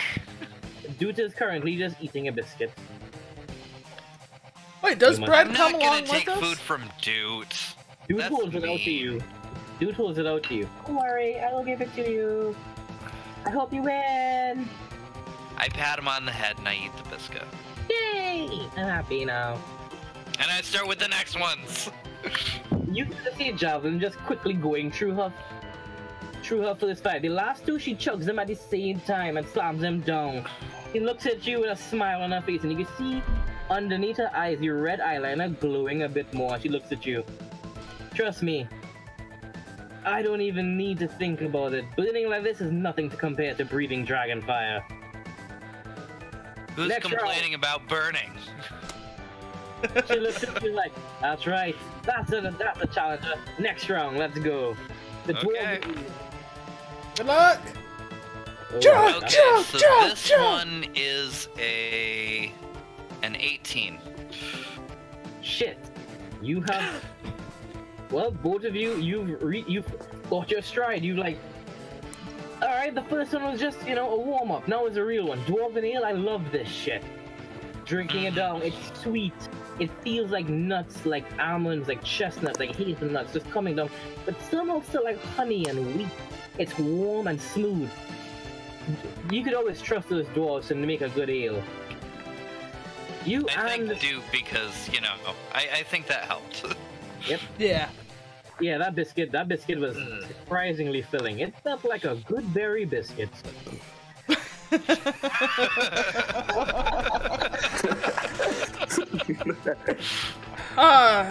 a good thing there's no bread orcs.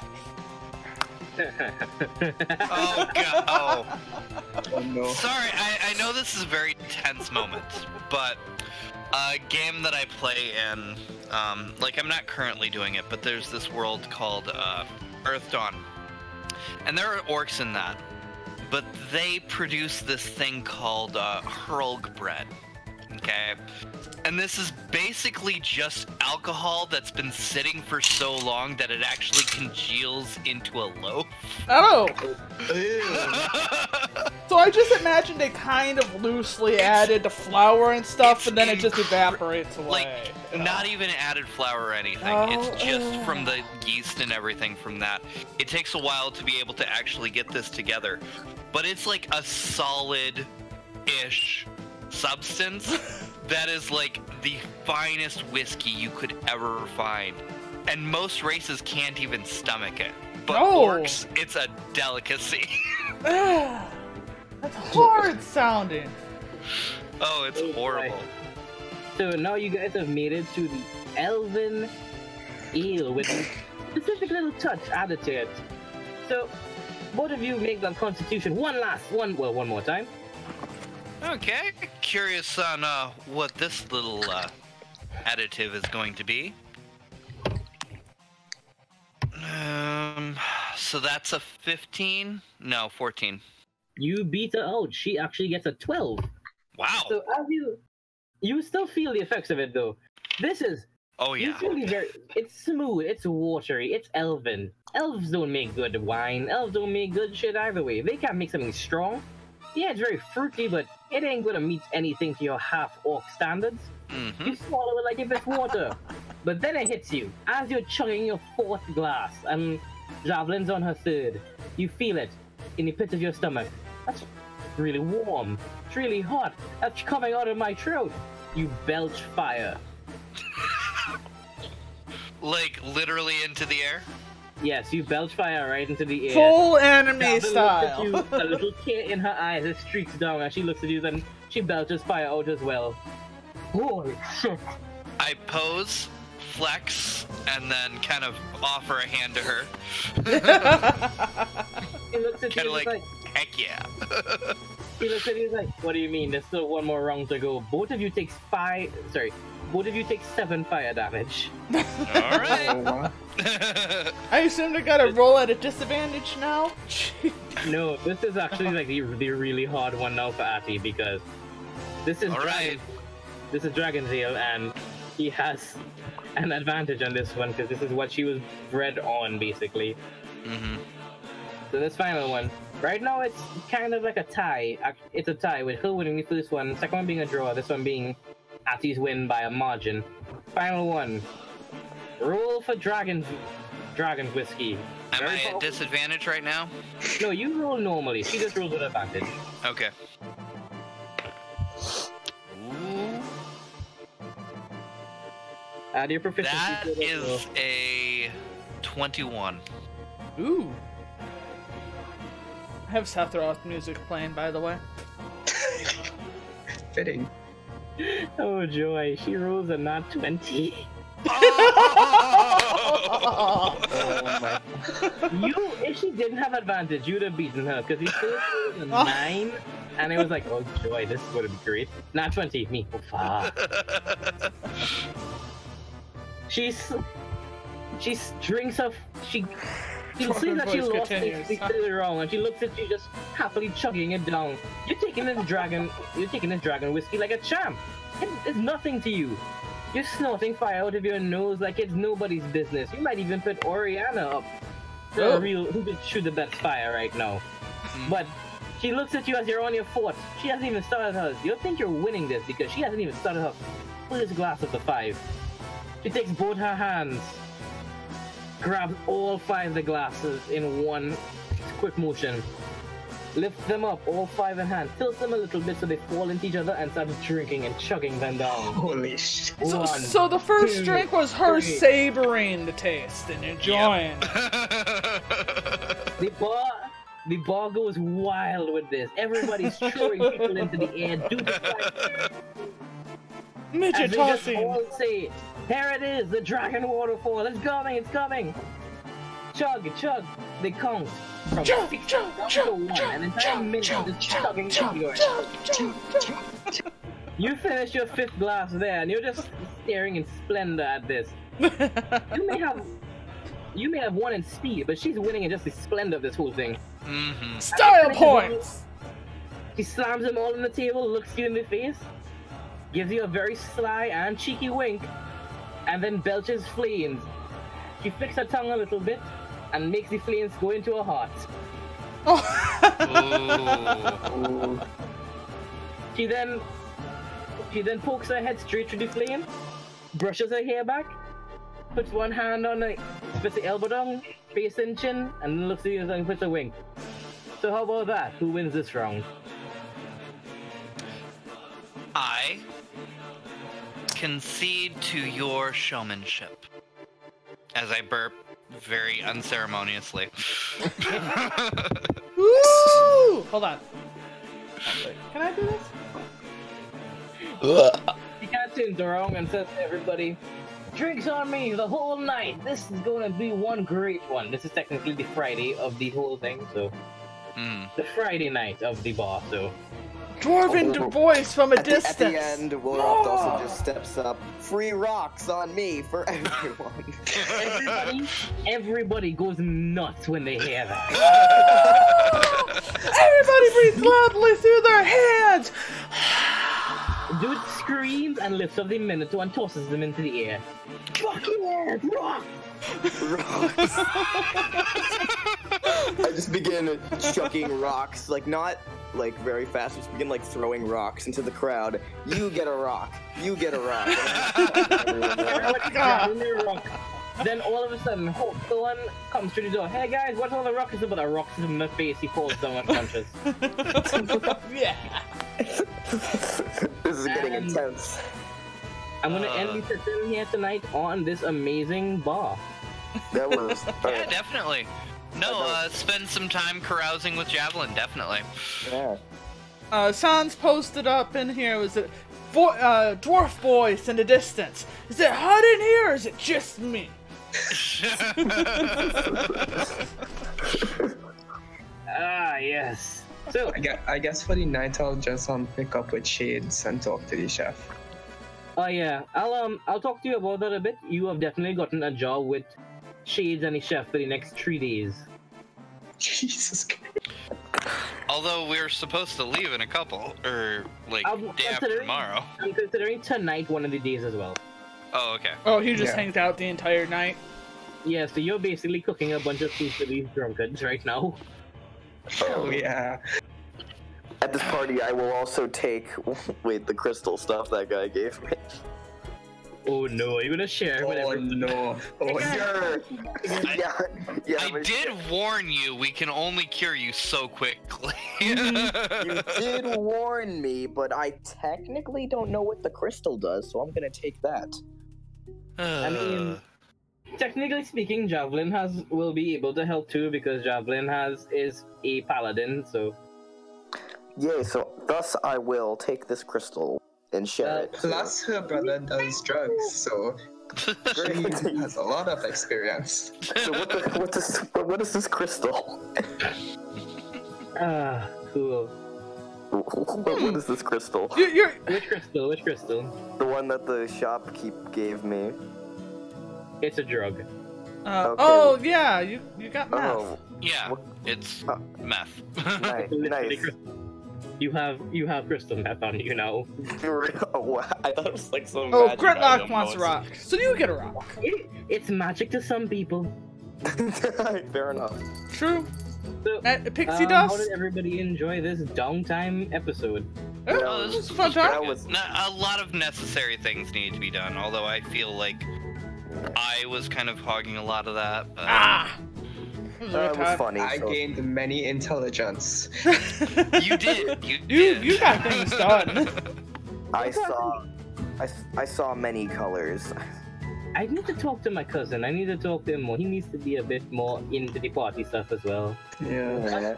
Well, I mean, that's another reason why I really like personally doing a lot of this. It's harder to do that online because Yeah. you know, you can't really look at somebody and say, "Hey, you can do something," like just with a few gestures. But yeah, A lot of it is body language. Yeah. I can't actually pick up a cabbage and throw it at Wilruff. Well, exactly. by the way, I can't go outside the house and collect a pile of rocks and start throwing them at people in the game. Will Roth, by the way, one of my viewers says you're awesome, you're epic. Thank you. I'm glad you No, guys Will- are enjoying this. No, the child of Asmodeus is a really cool character. Thank you. Peldrock Thunder. Remember, Wilroft is a character that I perfected. Oh, yeah. Well, as long as you have those sorts of characters. Yeah. She's Oh, great. I haven't played Farron in a long time. Farron Dank. Man. The Dankest. drunk cleric. Oh Oh god. boy. Wait. What god do you worship? I don't know. How much are you offering? Oh god, I kinda want to make a blind archer. Blind archer. I mean, then again, I've said before, Wilroft is technically 4, so that's why she's so great. I once had a ranger who didn't have a beak. That was cool. I had a player who intentionally took themselves blind, but they used their familiar to be able to see.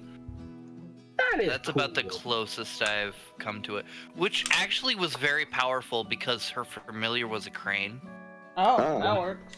So. Yeah, that's neat. That's really cool.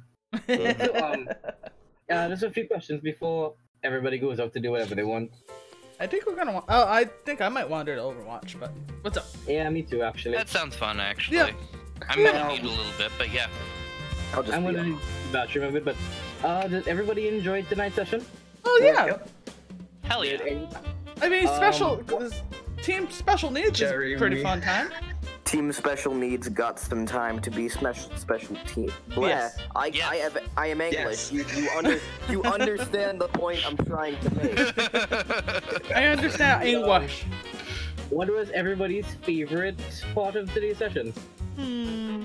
Oh, there was a lot of Wilruff forming. Yes. I don't know. The potion ended up that was turning pretty- interesting. there were a lot of great moments. I don't. There were a ton of them. Like, the whole drinking thing was really great. The whole drinking of the potion and then doing those crazy things. Personally, my favorite, and it doesn't sound like it, but my favorite was actually the Enchanters. The Enchantress was fun. Oh, that Fucking was grandpa. so good. That was really good. Alright, so over this week, you got to work on the rock sorcerer stuff and all of my new features. I'm writing up the PDF right now. Great. Oh god, I'm so happy because I like the D&D people who I see, they don't do a lot of downtime stuff. Like it has combat in it at some point, or it's like really serious. And I was like, these guys are not gonna like have the most fun, a super serious thing, especially like the thing. What random shit can I put together for them? I was like, you know what? Twitter. Every once in a while, it's great to do random shit. Oh, And yeah. just Yeah. purely random shit. Like, it doesn't make sense, but it's so hilarious that. I always Yeah. love it when my party wants to go to a bar because I can really like let them live those few hours in just a couple of minutes and just let them let loose and do whatever. Because, you know, when you're in a dungeon, when you're trying to do a mission, then you're focused on that. You're focused on using those abilities and everything, but it doesn't get as much character development as it does just going somewhere and being a person. You know? Honestly, the realest thing I felt in this was the price of the internet connection. Oh. San says the build-up episodes are important. Yeah. They're very important. They are. We gotta learn. Actually, Yes. Like, yeah, you can't constantly climax. I'm sorry, guys. What? You just can't do that all the time. You can't please your women constantly. But yeah, you can't constantly climax. Yeah, come on. I'm lucky to get one last What do like you more mean than it's 5 minutes. destroyed? God damn it. I was about to make that joke, you son of a bitch. No, she's a bitch of a bitch. I am a bitch. I'm of sorry, a bitch. I love your mom. I love your mom. Oh, my mom's amazing. I can't say about that about your mom. Again, you're the son she never had, so Aw. the other daughter Really she never now? had.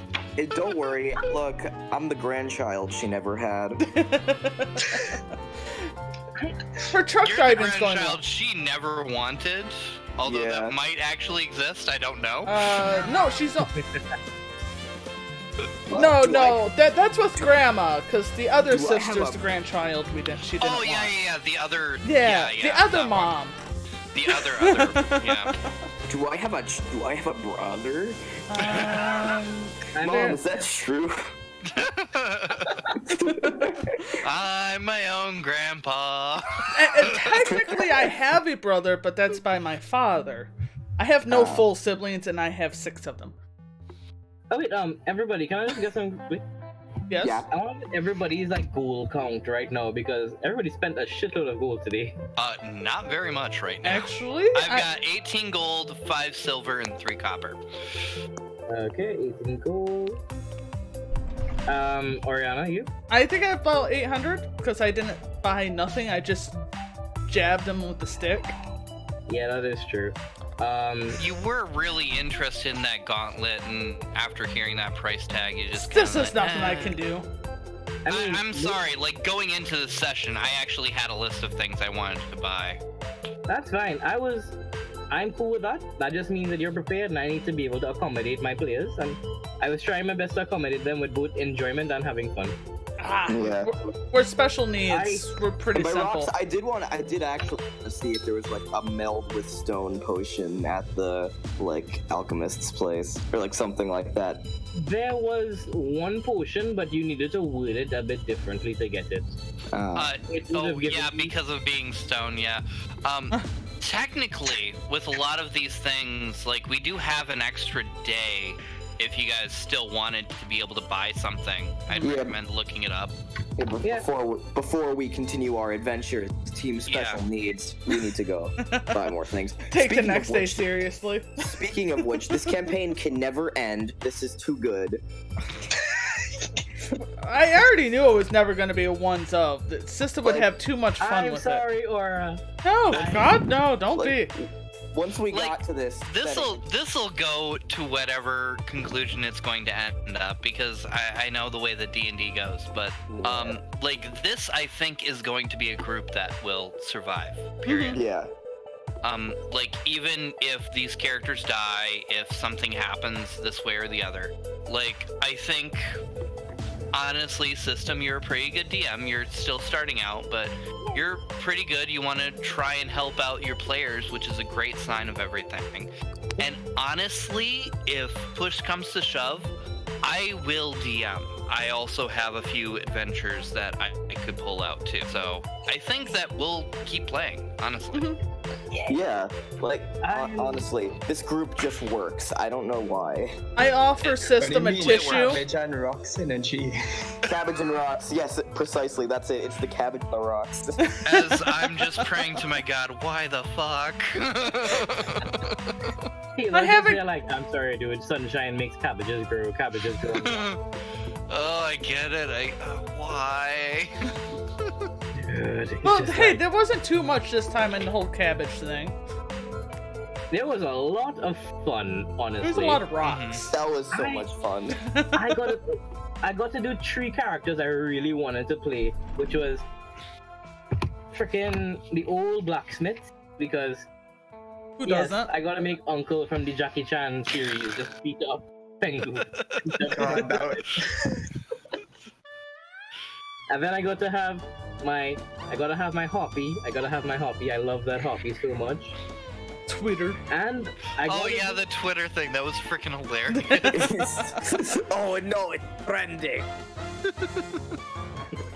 And I gotta do the 3 sisters, because those 3 sisters have actually a little bit of story element from another campaign I was trying to work on for another set of people from the first thing I tried to do that failed horribly. Ouch. Ow. That happens. You know, Yeah, but not everything can work out. And Yeah, it no. can be many different factors. I do think I will go and try to talk a bit with Mentok and like in person and stuff and see what I can do to improve his playing and improve his joy of the game, because Well, don't even... We're on stream. Yeah, that's not something I want to go through with, like, the masses. So, alright, yeah. it's cool, but I just want to make sure everybody's like enjoying themselves, because to me D&D is a role-playing game to entertain your friends first. It's not about numbers, it's not about killing things, it's about telling a story and having people enjoy that story. The with you. companionship. Yeah, the friendship. Giggle. You guys Friendship is magic. Woohoo! The friendship between complete strangers. I still love it though. Well, how else are you supposed to make friends? We're not strangers at this point. Like, You know what? You this are is right. something that puts us into the realm of friends. It does. Yeah. You're very right. Yeah. And also, I want specifically everybody here right now to think about this though. 3 characters will be given the option to join your party next session. I'm not telling you which 3, but it's 3 people who have met you all in the last 2 sessions, maybe even 3 sessions, and have made some sort of an impact on at least one or many of you. They may join you, and it's up to you all to give me your best guesses by the end of this, before the next session starts. Let it be the potion brewer, please. It's just gonna get everybody stoned. Before you get me wrong, I'm not just saying that because Will Roth wants more drugs. I'm sorry, are we guessing who we think it is or who we want it to be? You can guess who you think it is, or you guess who you want it to be. I'm gonna say, if you get it right, I'm not gonna tell you if you get it right, but you will be awarded something because of it. Okay. Also, there's a reward? A little bit of experience because of it, and Schnub, because you have taken up a job for the next 3 days, you will be given some sort of gold compensation. Hell yeah. Yay, more money. I only have 500 gold. I mean, technically, that's enough to live for a year. Okay. Easy. I mean, yeah, but I want more gold so I can, like, buy expensive shit. I want more potions of, I have it marked in my inventory as question mark, exclamation point, question mark. Wilruff, the thing that you could have asked for was stone skin. Yeah. Could I go back for that? Perhaps tomorrow. It's like everybody's drinking right now. Yeah. And Yeah, no, in downtime. I'm smoking something, which is Dragon Fire Bong. Just write it down on your list to remember to ask for it next time. I hate to expedite things, but I really need to go to the bathroom. Do we get XP for this? Yes, of course. This is a downtime episode. You are getting experience. Yay. I'm asking for how much? I'll give you guys the numbers tomorrow because I myself need to think of all the things you guys did because you guys technically bully a mimic. Alright, run, Eddie, run! Bye guys, I'm going to use the bathrooms and I will be on Aura server for Overwatch. Okay. Nice. Bye, dudes. I probably won't join you. Bye. That's okay. Alright, see you guys later. We'll see you in Overwatch. Alright, so... This is not my kind of music.